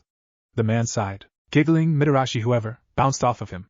The result drew the man's eyes straight to her chest behind his sunglasses. From the angle his head was turned, Naruto had a bare glimpse of his eyes from the side. Pervert, I'll bring you both plenty to eat. And then maybe I can serve you dessert later tonight. Just the two of us. As they waited for their food, Ebisu pulled out a small square of paper. Let us begin our work on item number 5. Your advanced elemental training. Handing Naruto the paper, he instructed the genin on how to use it, resulting in a split cutting all the way through the square. You are a wind user. Fortunately for you, that element can be added to many different skills even without jutsu, such as using it to extend the reach of your blade, or kunai, and even boosting the speed of your thrown weapons. He was simply restating it. Naruto remembered from many different points of view the lectures on how chakra could enhance shinobi tools. Wind and lightning were the two most kenjutsu-type elements. Fire could be used to make the blade burn, but fire didn't really cut. While water was a good supplement to kenjutsu, it wasn't a direct enhancer. And without certain bloodlines, earth was a purely defensive element when it came to kenjutsu. Unfortunately, the Jonin continued. There are very few wind users available to instruct or even assist my instruction. I know of several Anbu who use it, however they cannot be spared. There are only 4 others in the village who might be able to assist. Ebisu adjusted his glasses as he began his list. The first option is your sensei. Through his digitsu he has acquired many wind jutsu. In using them he may have gained some understanding of them. Naruto's thoughts on that probably showed on his face, because the lecturing hastened past the copycat. The next is the Hokage himself. His element is not wind, however he is quite capable of using it. He is busy, but I can ask for pointers to give you from him. Or he might even be able to get some from an Anbu for us. That was an idea! How awesome would it be to get training from the Hokage himself? His son, however, is a wind type like you, but he currently has his own team to train. The last is an elder of the village who was an extremely skilled wind user. It would be best not to consider him for this though. His time is spent elsewhere. They continued to discuss the issues of training in that element until their food was served. Ebisu-sensei would request the pointers from the Hokage, but he could at the very least get him started on the leaf-splitting palm. Senjutsu was the wind type of the first 5 forms. The instructor had just began explaining the primary scale of steps that could be taken using solely the splitting leaf palm, when she returned. As she served them, she bowed low enough that both males could see she had loosened the sash holding her kimono closed. Ebisu's hand immediately gripped his nose to prevent the coming bleed. With a wink at the pervert, the kunoichi stood, turned and walked away. Ebisu's eyes were glued to her retreating form until she vanished around a divider. Shaking himself out of his trance, the Jonin ushered him to eat. The food was amazing. Grilled fish and an omelet with toppings and sides to spare. Naruto had eaten food like this before, but for some reason eating it this time gave him the same feeling of being extra awake as eating at Ichiraku's. As they ate, Ebisu asked about his plans for team training. I don't know. I guess I was just going to wait until Sensei told us his plans. He wasn't sure if Kakashi would even be having them train together. He had told them to train on their own in the mornings, which was different than before. It was entirely possible that the fact they had impressed him was what he had been waiting on last time around. The Jonin nodded his head vigorously, his bandana swishing as it moved. Yes, that is a sensible intention. However, one must at least have an idea of their goals. What thoughts have you considered about your team training? Well, I was kinda thinking I'd just keep training with you or by myself when on my own, and do whatever team training that sensei gave us. The blonde ducked his face into his food when Ebisu gave him a disappointed look. Naruto, you are part of a team now. That means you need to think about more than just making yourself stronger. Increasing their strength will only increase yours in the end. As a small flush of shame entered his face, Naruto told him his thoughts on the Jonin, telling them to work individually in the mornings, suggesting that he already had things planned for after the mission. Ebisu sighed. As long as that was their plan, the Jonin advised him, after Naruto did his lap and kata they would be able to meet every morning to train. They could even eat out like they were this time if Naruto was doing well. Naruto was about finished with his food as Ebisu pressed the issue of team training. He was adamant that since Naruto could water walk and they couldn't, his first course of action should be teaching his teammates to do so as well. Naruto didn't want to lose his advantage against Sasuke, and even more so, he didn't want to change things any further. But it wasn't like he could tell Ebisu about why, so he settled for arguing that he shouldn't have to give up his hard work to someone who would just copy everything. But the Jonin chuckled and replied, sharing your training with your teammates is the correct thing to do. It would be abandoning them to do otherwise. Still though, if you do share your training, you don't have to do it for free. Wait. You mean I could make them pay me for the training? Naruto was sure that it wouldn't work. Sakura would think he was trying to get a date, and Sasuke wouldn't be able to accept it without hurting his pride. No. Certainly not. The man quickly rejected Naruto's inquiry. What you can do, however, is to trade the training for jutsu. Do remember that the requirement of our bet only includes teaching you the advanced elemental conversion. While it is possible to use wind in an excess of ways without actual jutsu, the Uchiha is certain to have the wind jutsu he could trade. Sasuke would never go for that. He's too proud to give up anything in exchange for getting taught by the dobe. It sounded like a great idea. Naruto could actually get behind it. But how could he ever get the others to agree to it? Once more his sensei proved to him exactly how little he really knew. That's not a problem at all. Just inform him that an added benefit of the training is that if he manages to learn it, his chakra control should be well past the level at which he would be able to activate his Sharingan. Most Uchiha are able to do so after the tree-walking training. I'm sure that if you bait the deal with that, then he'll agree without hesitation. That would definitely work. But Naruto still didn't want to lose his advantage against the Uchiha or change things any worse. But as he no longer had a reasonable argument, the Genin resolved to simply drop the subject. When they met at the training ground for their first mission as a team, Naruto's return to the color orange was as surprising to his team as his first outfit change had been. It seemed they had thought he would be permanently garbed in his Umbu-esque uniform. He explained to them that the Umbu uniform was his formal outfit, and he didn't believe this mission would require it. Both Sasuke and Sakura shared a look. At the same time, Kakashi's visible eye narrowed into a squint. There was little talk as they made their way to the mission office. Just as Naruto remembered, Iruka-sensei was there. He hadn't paid any attention to the others during the last time that they had learned they would only be doing chores. This time, he watched as their expectant expressions quickly morphed from surprise to defeated groans. His reaction was a little less than the adults had been expecting. He didn't argue or groan like his teammates, and so, instead of getting yelled at the way he had before, both of his sensei were staring at him as if he'd loudly passed gas. Again, his teammates looked at each other. He wasn't sure why, but that look made him feel as if he was missing some kind of big joke and felt a ghost of laughter rising in his chest. Their first mission was painting a fence. So while their sensei took the scroll, they followed him to the address listed. As they worked, Sasuke and Sakura began whispering out of earshot. Naruto considered creating clones to help, but decided against it. If he did create a clone, the construct would be just as distracted as he was. His dilemma over whether or not to teach Sasuke to water walk was beginning to eat away at him. Sure, he could teach Sakura, if she'd let him. But then, she would turn around and show Sasuke. And while that might help her to bond with him, Naruto still couldn't think of a way to get her to agree to it. It took the whole mission, but he eventually decided that this time, Sasuke would stay in the village. He could change things, right? If he changed things, they wouldn't be what he remembered. But he didn't want Sasuke to be the guy he remembered. So why not? Already his act of revenge had changed the boy's attitude towards him, so why not stop Sasuke from leaving in the first place, instead of trying to make sure he could bring the boy back this time? If he really was the one changing things, then that meant all he had to do was make sure he only changed certain things. Things like what he did around his teammates and friends. Those couldn't have too much effect on the big stuff. And as long as they went on the same big missions and took the Chunin exam, things should stay roughly the same, right? He could only remember one mission that could change anything before the exam, and that was the foggy mission where he had gained 2 of his rules. Anything else should be fine to change. This meant that Naruto could do everything he could to stop the Uchiha from leaving.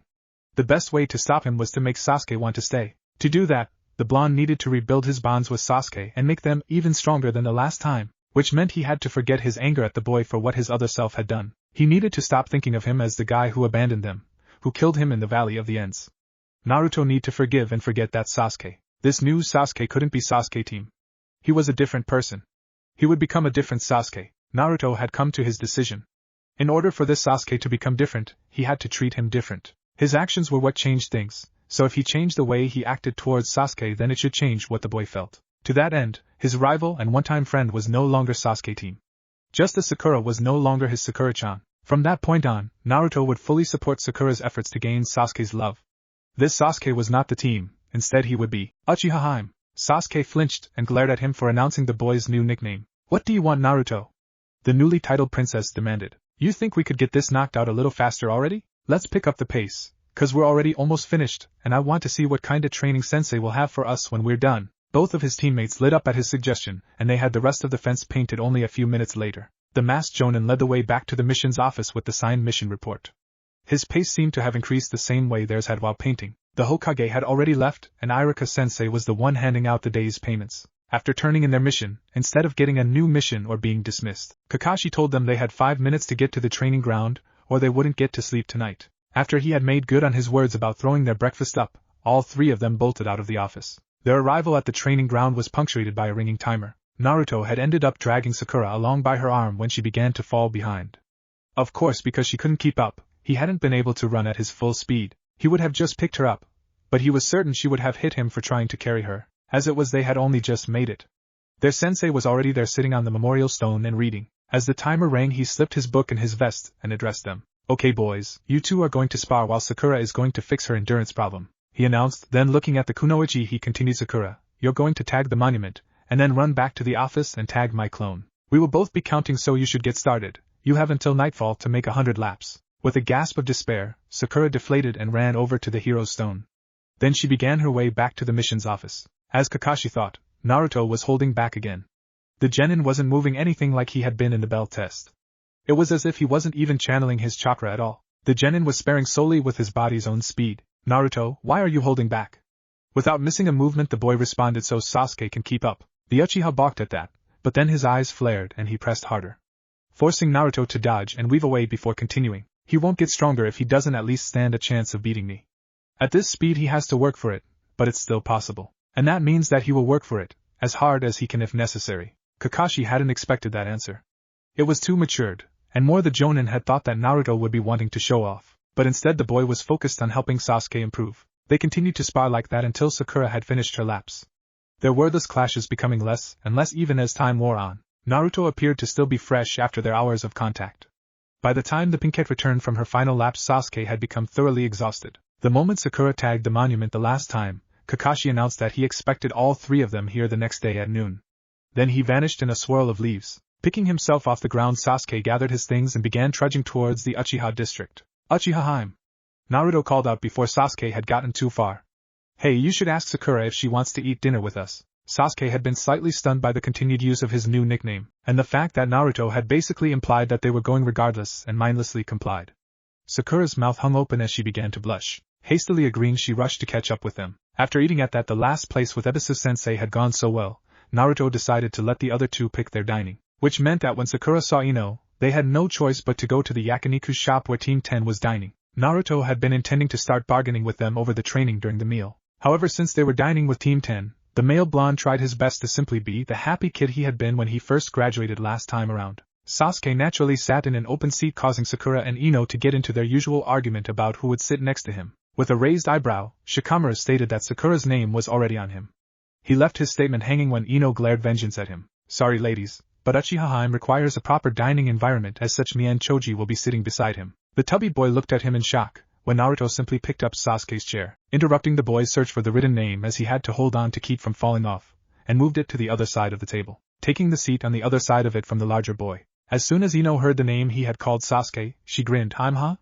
Well, that explains some things." Naruto didn't know what she meant, but a tremendous sense of overwhelming doom settled on his shoulders. As they ate, she told them about how her dad was busy making house calls for some sort of food poisoning epidemic. From what she had eavesdropped, there was a single person involved with all of the shops affected, and she thought they were trying to find out who had been the one to poison them all. Shikamaru told them about their sensei and what all they did for their test, and then Naruto and Sakura regaled them with stories of their own bell test. That night was restless.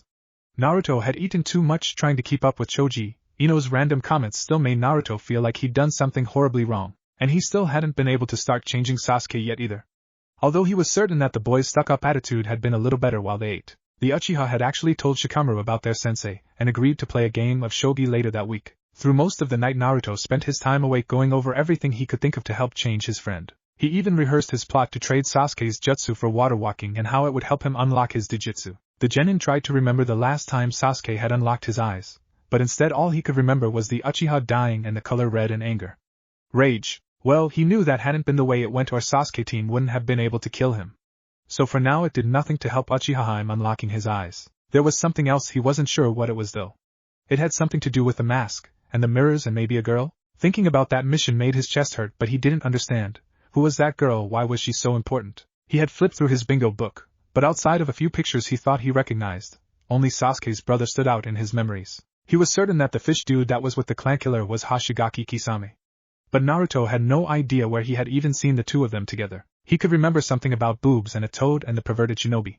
But that had nothing to do with the mission that he was trying to remember right now. That mission, with the words of his past, and the deep-seated feeling that he had made a mistake, carried him off into a fitful sleep. The next morning Naruto finished his laps and did his kata with a weary slump. Once done, he left a clone at the training ground to let Ebisu know where he was going. He was going to talk to Sasuke about the training, and once he had taught it to Sasuke, the Uchiha could teach it to Sakura. The clone would explain his ideas to the man and get whatever instructions he had for Naruto to do for the day. Then the clone would come to Naruto and tell him about them directly to ensure nothing was lost in the feedback. It only took a few minutes to find Sasuke. He was already up and training in the Uchiha training fields, his body no longer wrapped in the bandages that he had worn the previous 2 days. Making a clone to tell his other clone where to find them, Naruto announced his presence. Yo! Uchiha-hime, I got some training plans I want to talk to you about. The Uchiha immediately stopped his agility motions and trotted over to the edge of the field to glare at Naruto. Did you know about the tag? The Uchiha's borderline accusation was laced with venom. It wasn't really safe for my health to say anything. Naruto grinned sheepishly and rubbed the back of his head.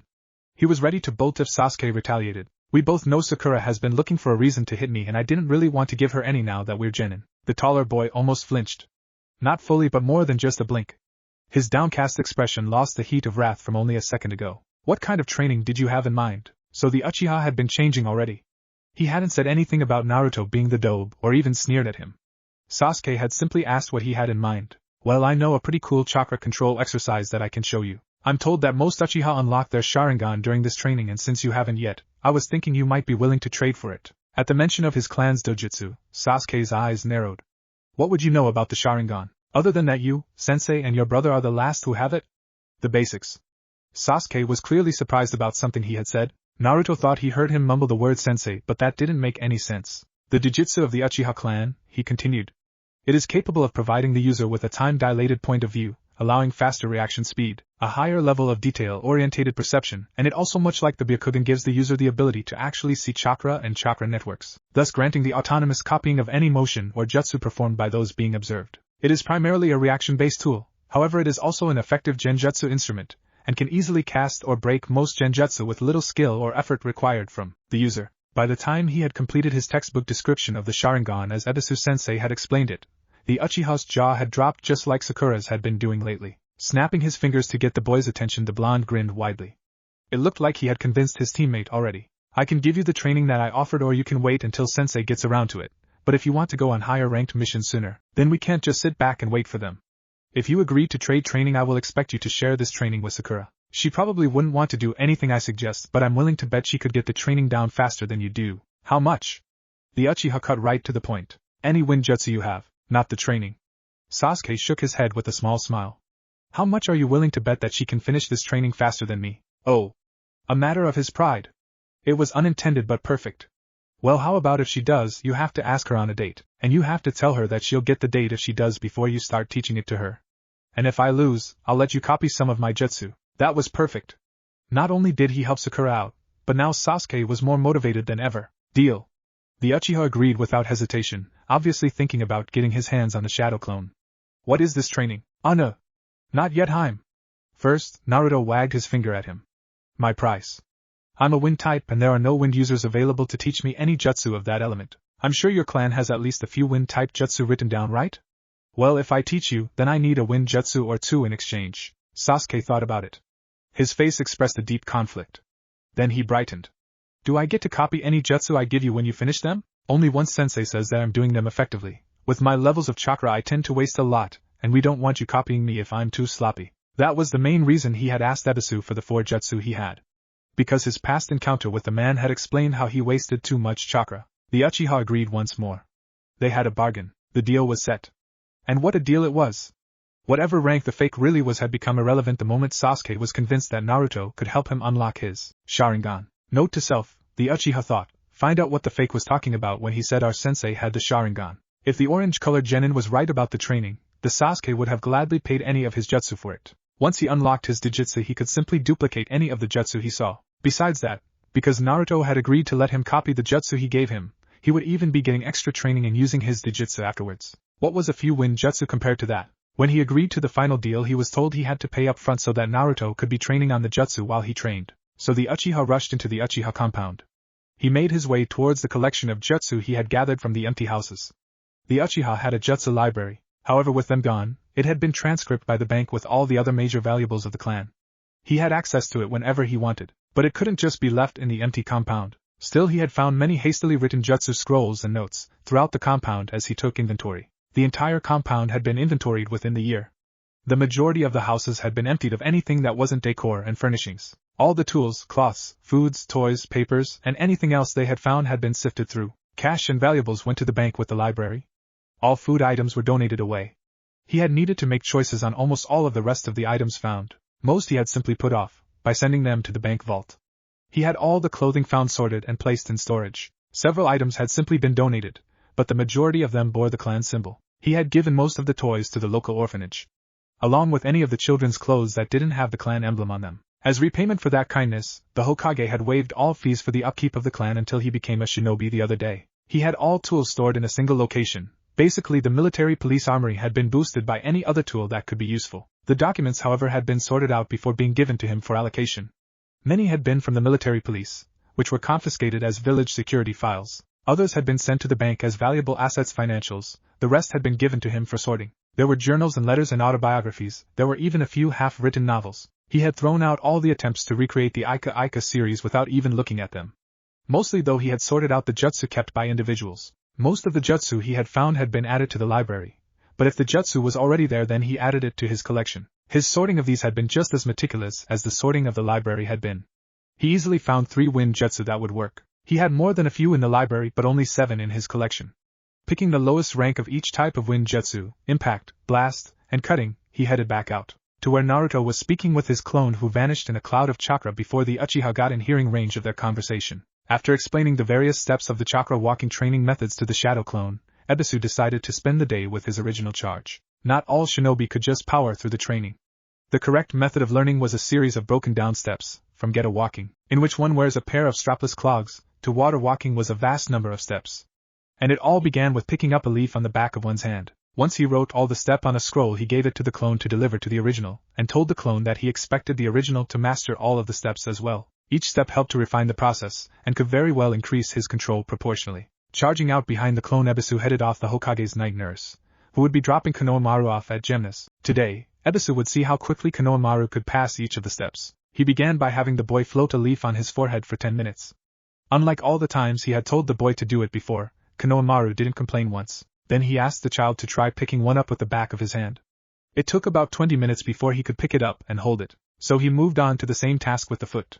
As the Jonin watched Konohamaru's improvement, he couldn't help but acknowledge the effect Naruto had on the boy. Nothing he had ever said to the child had gotten this much effort out of him.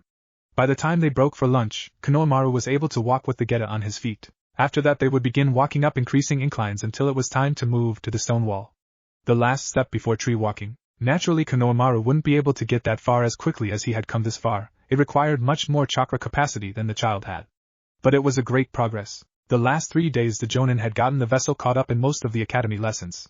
There was very little left for them to cover that applied to practical use. The rest of it was simply history and politics. They would cover maps more as they continued, but yesterday's work on geography had been quite successful. It was time for him to work on the bet. He had already started Naruto on item 3. The taijutsu. He had taught the boy every basic kata for all the styles he knew. He focused heavily on defense.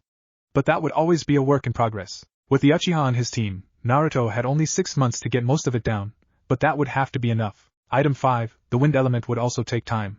It was likely that even with the shadow clone jutsu, they wouldn't finish it before the exams. In working on it, he could also help Naruto with the wind jutsu he received from the Uchiha. He would locate the other 4 jutsu and teach them to the boy once he had finished learning at least one of those. Once the boy had gone through each step of the true chakra walking training, he would start Naruto out on his first idea towards item 4. The kaiten. He would have to either find someone willing to teach it to him, or arrange for them to teach it to Naruto. It was even possible that he may be able to reverse engineer it to create a jutsu of the same effect. His work on item 10 was mostly complete.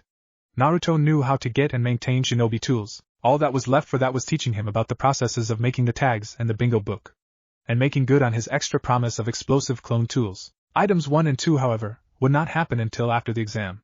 That was certain. From the progress Naruto had displayed already, Ebisu was sure that those 2 would be the only things he had left in the bet by the end of the next year. Reflecting over his past assumptions, he was astounded to find his opinion of the child so greatly changed. When this had began, he was certain it would take years to teach him everything. Now he was actually planning for most of them in a period of 6 months. The scrolls Sasuke had given him were obviously copied from the Uchiha library by different people, which meant Uchiha Haim had kept all the notes and such about jutsu from his clansmen. The 3 scrolls each held a jutsu, and the author's notes on learning them. All 3 were C-rank ninjutsu, one of each type of wind jutsu. The air bullet was an impact type. It compressed air into a ball and sent it to impact with whatever you aimed it at. It was also one of the frequently flying 5, alongside the dragon, water, and mud bullets and the lightning fang. The vacuum palm was a blast type, creating a current of air that would blow the target away. It was one of the advanced affinity few alongside the fireball, water flow spout, filling the glove jutsu, and the static palm, which was more commonly called the shocking grasp. Each of these were the jutsu used when teaching shinobi to fully convert their chakra into the element of their affinity. The final scroll held the cutting breeze. It was a more advanced cutting type than the cutting palm jutsu, which Ebisu had mentioned when covering the traveling ten. The cutting palm was used to cut minor things like rope or bark, or grass. Next in the traveling ten was the moisture spout, which basically created condensation in an area to gather water from the air itself. Then there was the air shift, using chakra to push air into motion, which blows away smoke and scents. After that was the friction thumb spark, which created a minor spark of flame used for lighting fires, and the static pinch, which gathered static buildup in the air and could produce light. The soil shift, slightly shifted loose soil, softening the ground for sleep or for digging a fire pit. Increasing this skill allowed the user to perform the soil sub-shift that extends downwards to dispose of waste. The earth shift was larger still, and could move large amounts of earth for making fire pits, trenches, or shelters without actually digging. The final jutsu in the traveling ten was the casting veil, an area-wide henge that disguises your camp as what it was before you began setting up. It could also be used for many other disguises, but that was the use that got it into the traveling ten. The 10th skill was not a jutsu, but instead it was the use of sealing scrolls to pack, carry and unpack all your things. Naruto would have to learn the cutting palm by working downwards from the cutting breeze, it seemed. The 3 selected jutsu would more than get him started learning to use his element. Uchiha had chosen well. Tucking the scrolls into his pocket, Naruto walked to the closest tree and snatched 2 leaves down from it. He knew that Sasuke could hold a leaf to his forehead. The genius had done it often enough in the academy, so Naruto passed over that one. They would begin with holding a leaf to the back of each of their hands. As he described the first step, he reminded Sasuke that he would have to teach each step to Sakura, so he needed to pay attention to how they were explained as well. Attaching the leaves to his own hands, Naruto did the first few of the basic stretches he had learned from Ebisu. When the Uchiha Genin mirrored his actions without losing his leaves, Naruto moved on to the next step. He stood on one leg and used his foot to pick a leaf up and move it over, then released it, and repeated the motions with his other foot. It took Sasuke several tries to pick up the leaf with his foot, but once he had that, moving it and releasing was easy. Naruto had him repeat it 20 times, instructing the other genin to have Sakura repeat it the same number as well. By the time they finished to this point, his clone had returned with the strapless geta. 3 pairs, 1 in each of their sizes. Naruto gave Sasuke his and Sakura's, and waited as the older boy quickly put the kunoichis away. Naruto didn't have much difficulty attaching his feet to the geta. However, when he picked his foot up, he released as he would when taking a step up a wall. Giving a nervous chuckle, he repeated his step. With Sasuke following him, Naruto began a lap around the Uchiha compound. Every so often, one of Sasuke's geta would come off, and the instructing genin would make them return to the gate and start over. He told the Uchiha that he needed to make 10 laps around the compound on the geta, without allowing them to slip off before he could continue. As Naruto understood it, this was meant to build up both the chakra capacity required, as well as the leg muscles being used to hold one's body upright. They spent most of the morning working on those laps. Unfortunately, they ran out of time before Sasuke could make all 10, so they headed to the mission's office to meet their team. Waving at his other teammate, Sasuke followed Naruto into the mission's office. Sakura was waiting there already. And much to Naruto's apparent surprise, so was Kakashi-sensei. The fake's questioning of the man's presence so early received the answer that the Jonin was hurt by his student's low opinion, and then the one-eyed shinobi pulled out that book and flipped to somewhere in the middle. Turning to the kunoichi, Sasuke began whispering to her about his new training. After she heard what he was describing, Sakura whispered back, "Do you remember where sensei was when you used the grand fireball jutsu?" "Yes, he was standing on top of the water."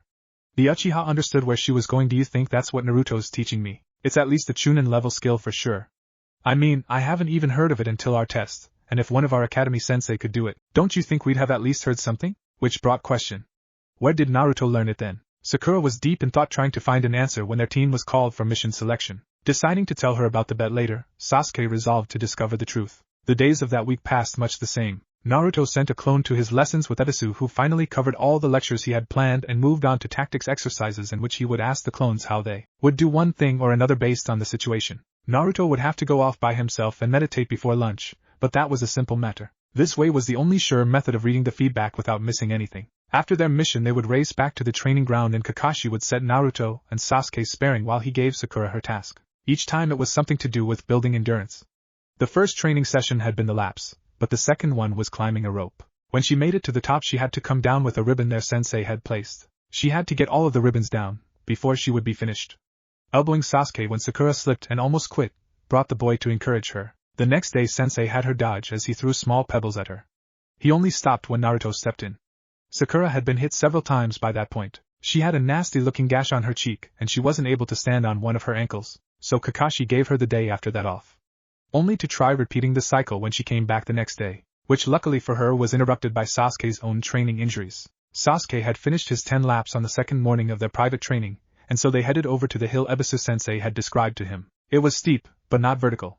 So when they climbed up it, if Sasuke was going to fall he could just lean forwards and catch himself. As Naruto knew from his memories of learning it last time, running gave them the momentum they needed to get to the top in one shot. This clashed with his instructions of taking it one step at a time, and when his clone had asked, Ebisu told him to start with the run to get the Uchiha used to the climb, but don't move on until he could do it with deliberate steps. He had that down the same day. And so they agreed to start at the wall the next morning. He finished both the wall and walking up the tree in only a matter of hours. It seemed that the earlier steps had helped much more than Naruto thought. At the time they only had about an hour left before they had to leave, but Sasuke was on the clock here, so Naruto took him over to his family's dock on the Uchiha Lake. He laid flat on the dock with his chest and arms hanging over. Placing both hands on the water, Naruto tried to duplicate the method he used with his feet. It only took him a few minutes, but Sasuke needed the entire hour to be able to hold himself up. The goal there was to perform 100 push-ups off the face of the water. Sasuke was so close. Agreeing to skip lunch for this was one thing you didn't do when you could make clone go get your food. So while they waited on the food to arrive, Sasuke extended himself so that only his feet were on the wooden dock, while the rest of him hung over the water. His 100 push-ups had to be slow or his body's momentum would unbalance him, but he had them done before the hour was up. Sasuke had completed the water walking training the next day. It had only taken 4 days for the Uchiha to learn how to water walk, and now that he needed to unlock his Sharingan as they had agreed. The only way Naruto could think of to do that was to do the leaf exercise on his forehead while on the water. When that didn't do the trick, Naruto sat right there on top of the water to meditate and force himself to remember how the last Uchiha had unlocked his Dijutsu last time. He knew that the tree walking training had been during that mission, but he couldn't seem to pull anything new up. All he could remember was a great sorrow and rage at the Uchiha's death. So instead of focusing on his Sharingan, Naruto decided to try it from the other angle, the tree walking training. He focused on Sasuke as the boy climbed up the tree beside him. He would keep pace with his rival step for step. But it didn't seem enough. He had stayed out after Sasuke headed back and he fell asleep. Breathing deeply, Naruto tried to remember waking up. And a face flashed in his eyes. The girl. She was so cute. But Naruto could also feel this sense of despair. He didn't understand how he knew. He couldn't even remember it actually happening. But Naruto was sure he had watched her die. It was brief, but he could almost see her running. Towards something or away from something, he wasn't sure, but that proved to be the key. He could remember thinking that she was too fast. Opening his eyes, Naruto leapt up in triumph. He knew what they needed to do. Looking over at his teammate who was still standing on the water with a leaf attached to his face, Naruto reached down into the cool lake and picked up a rock.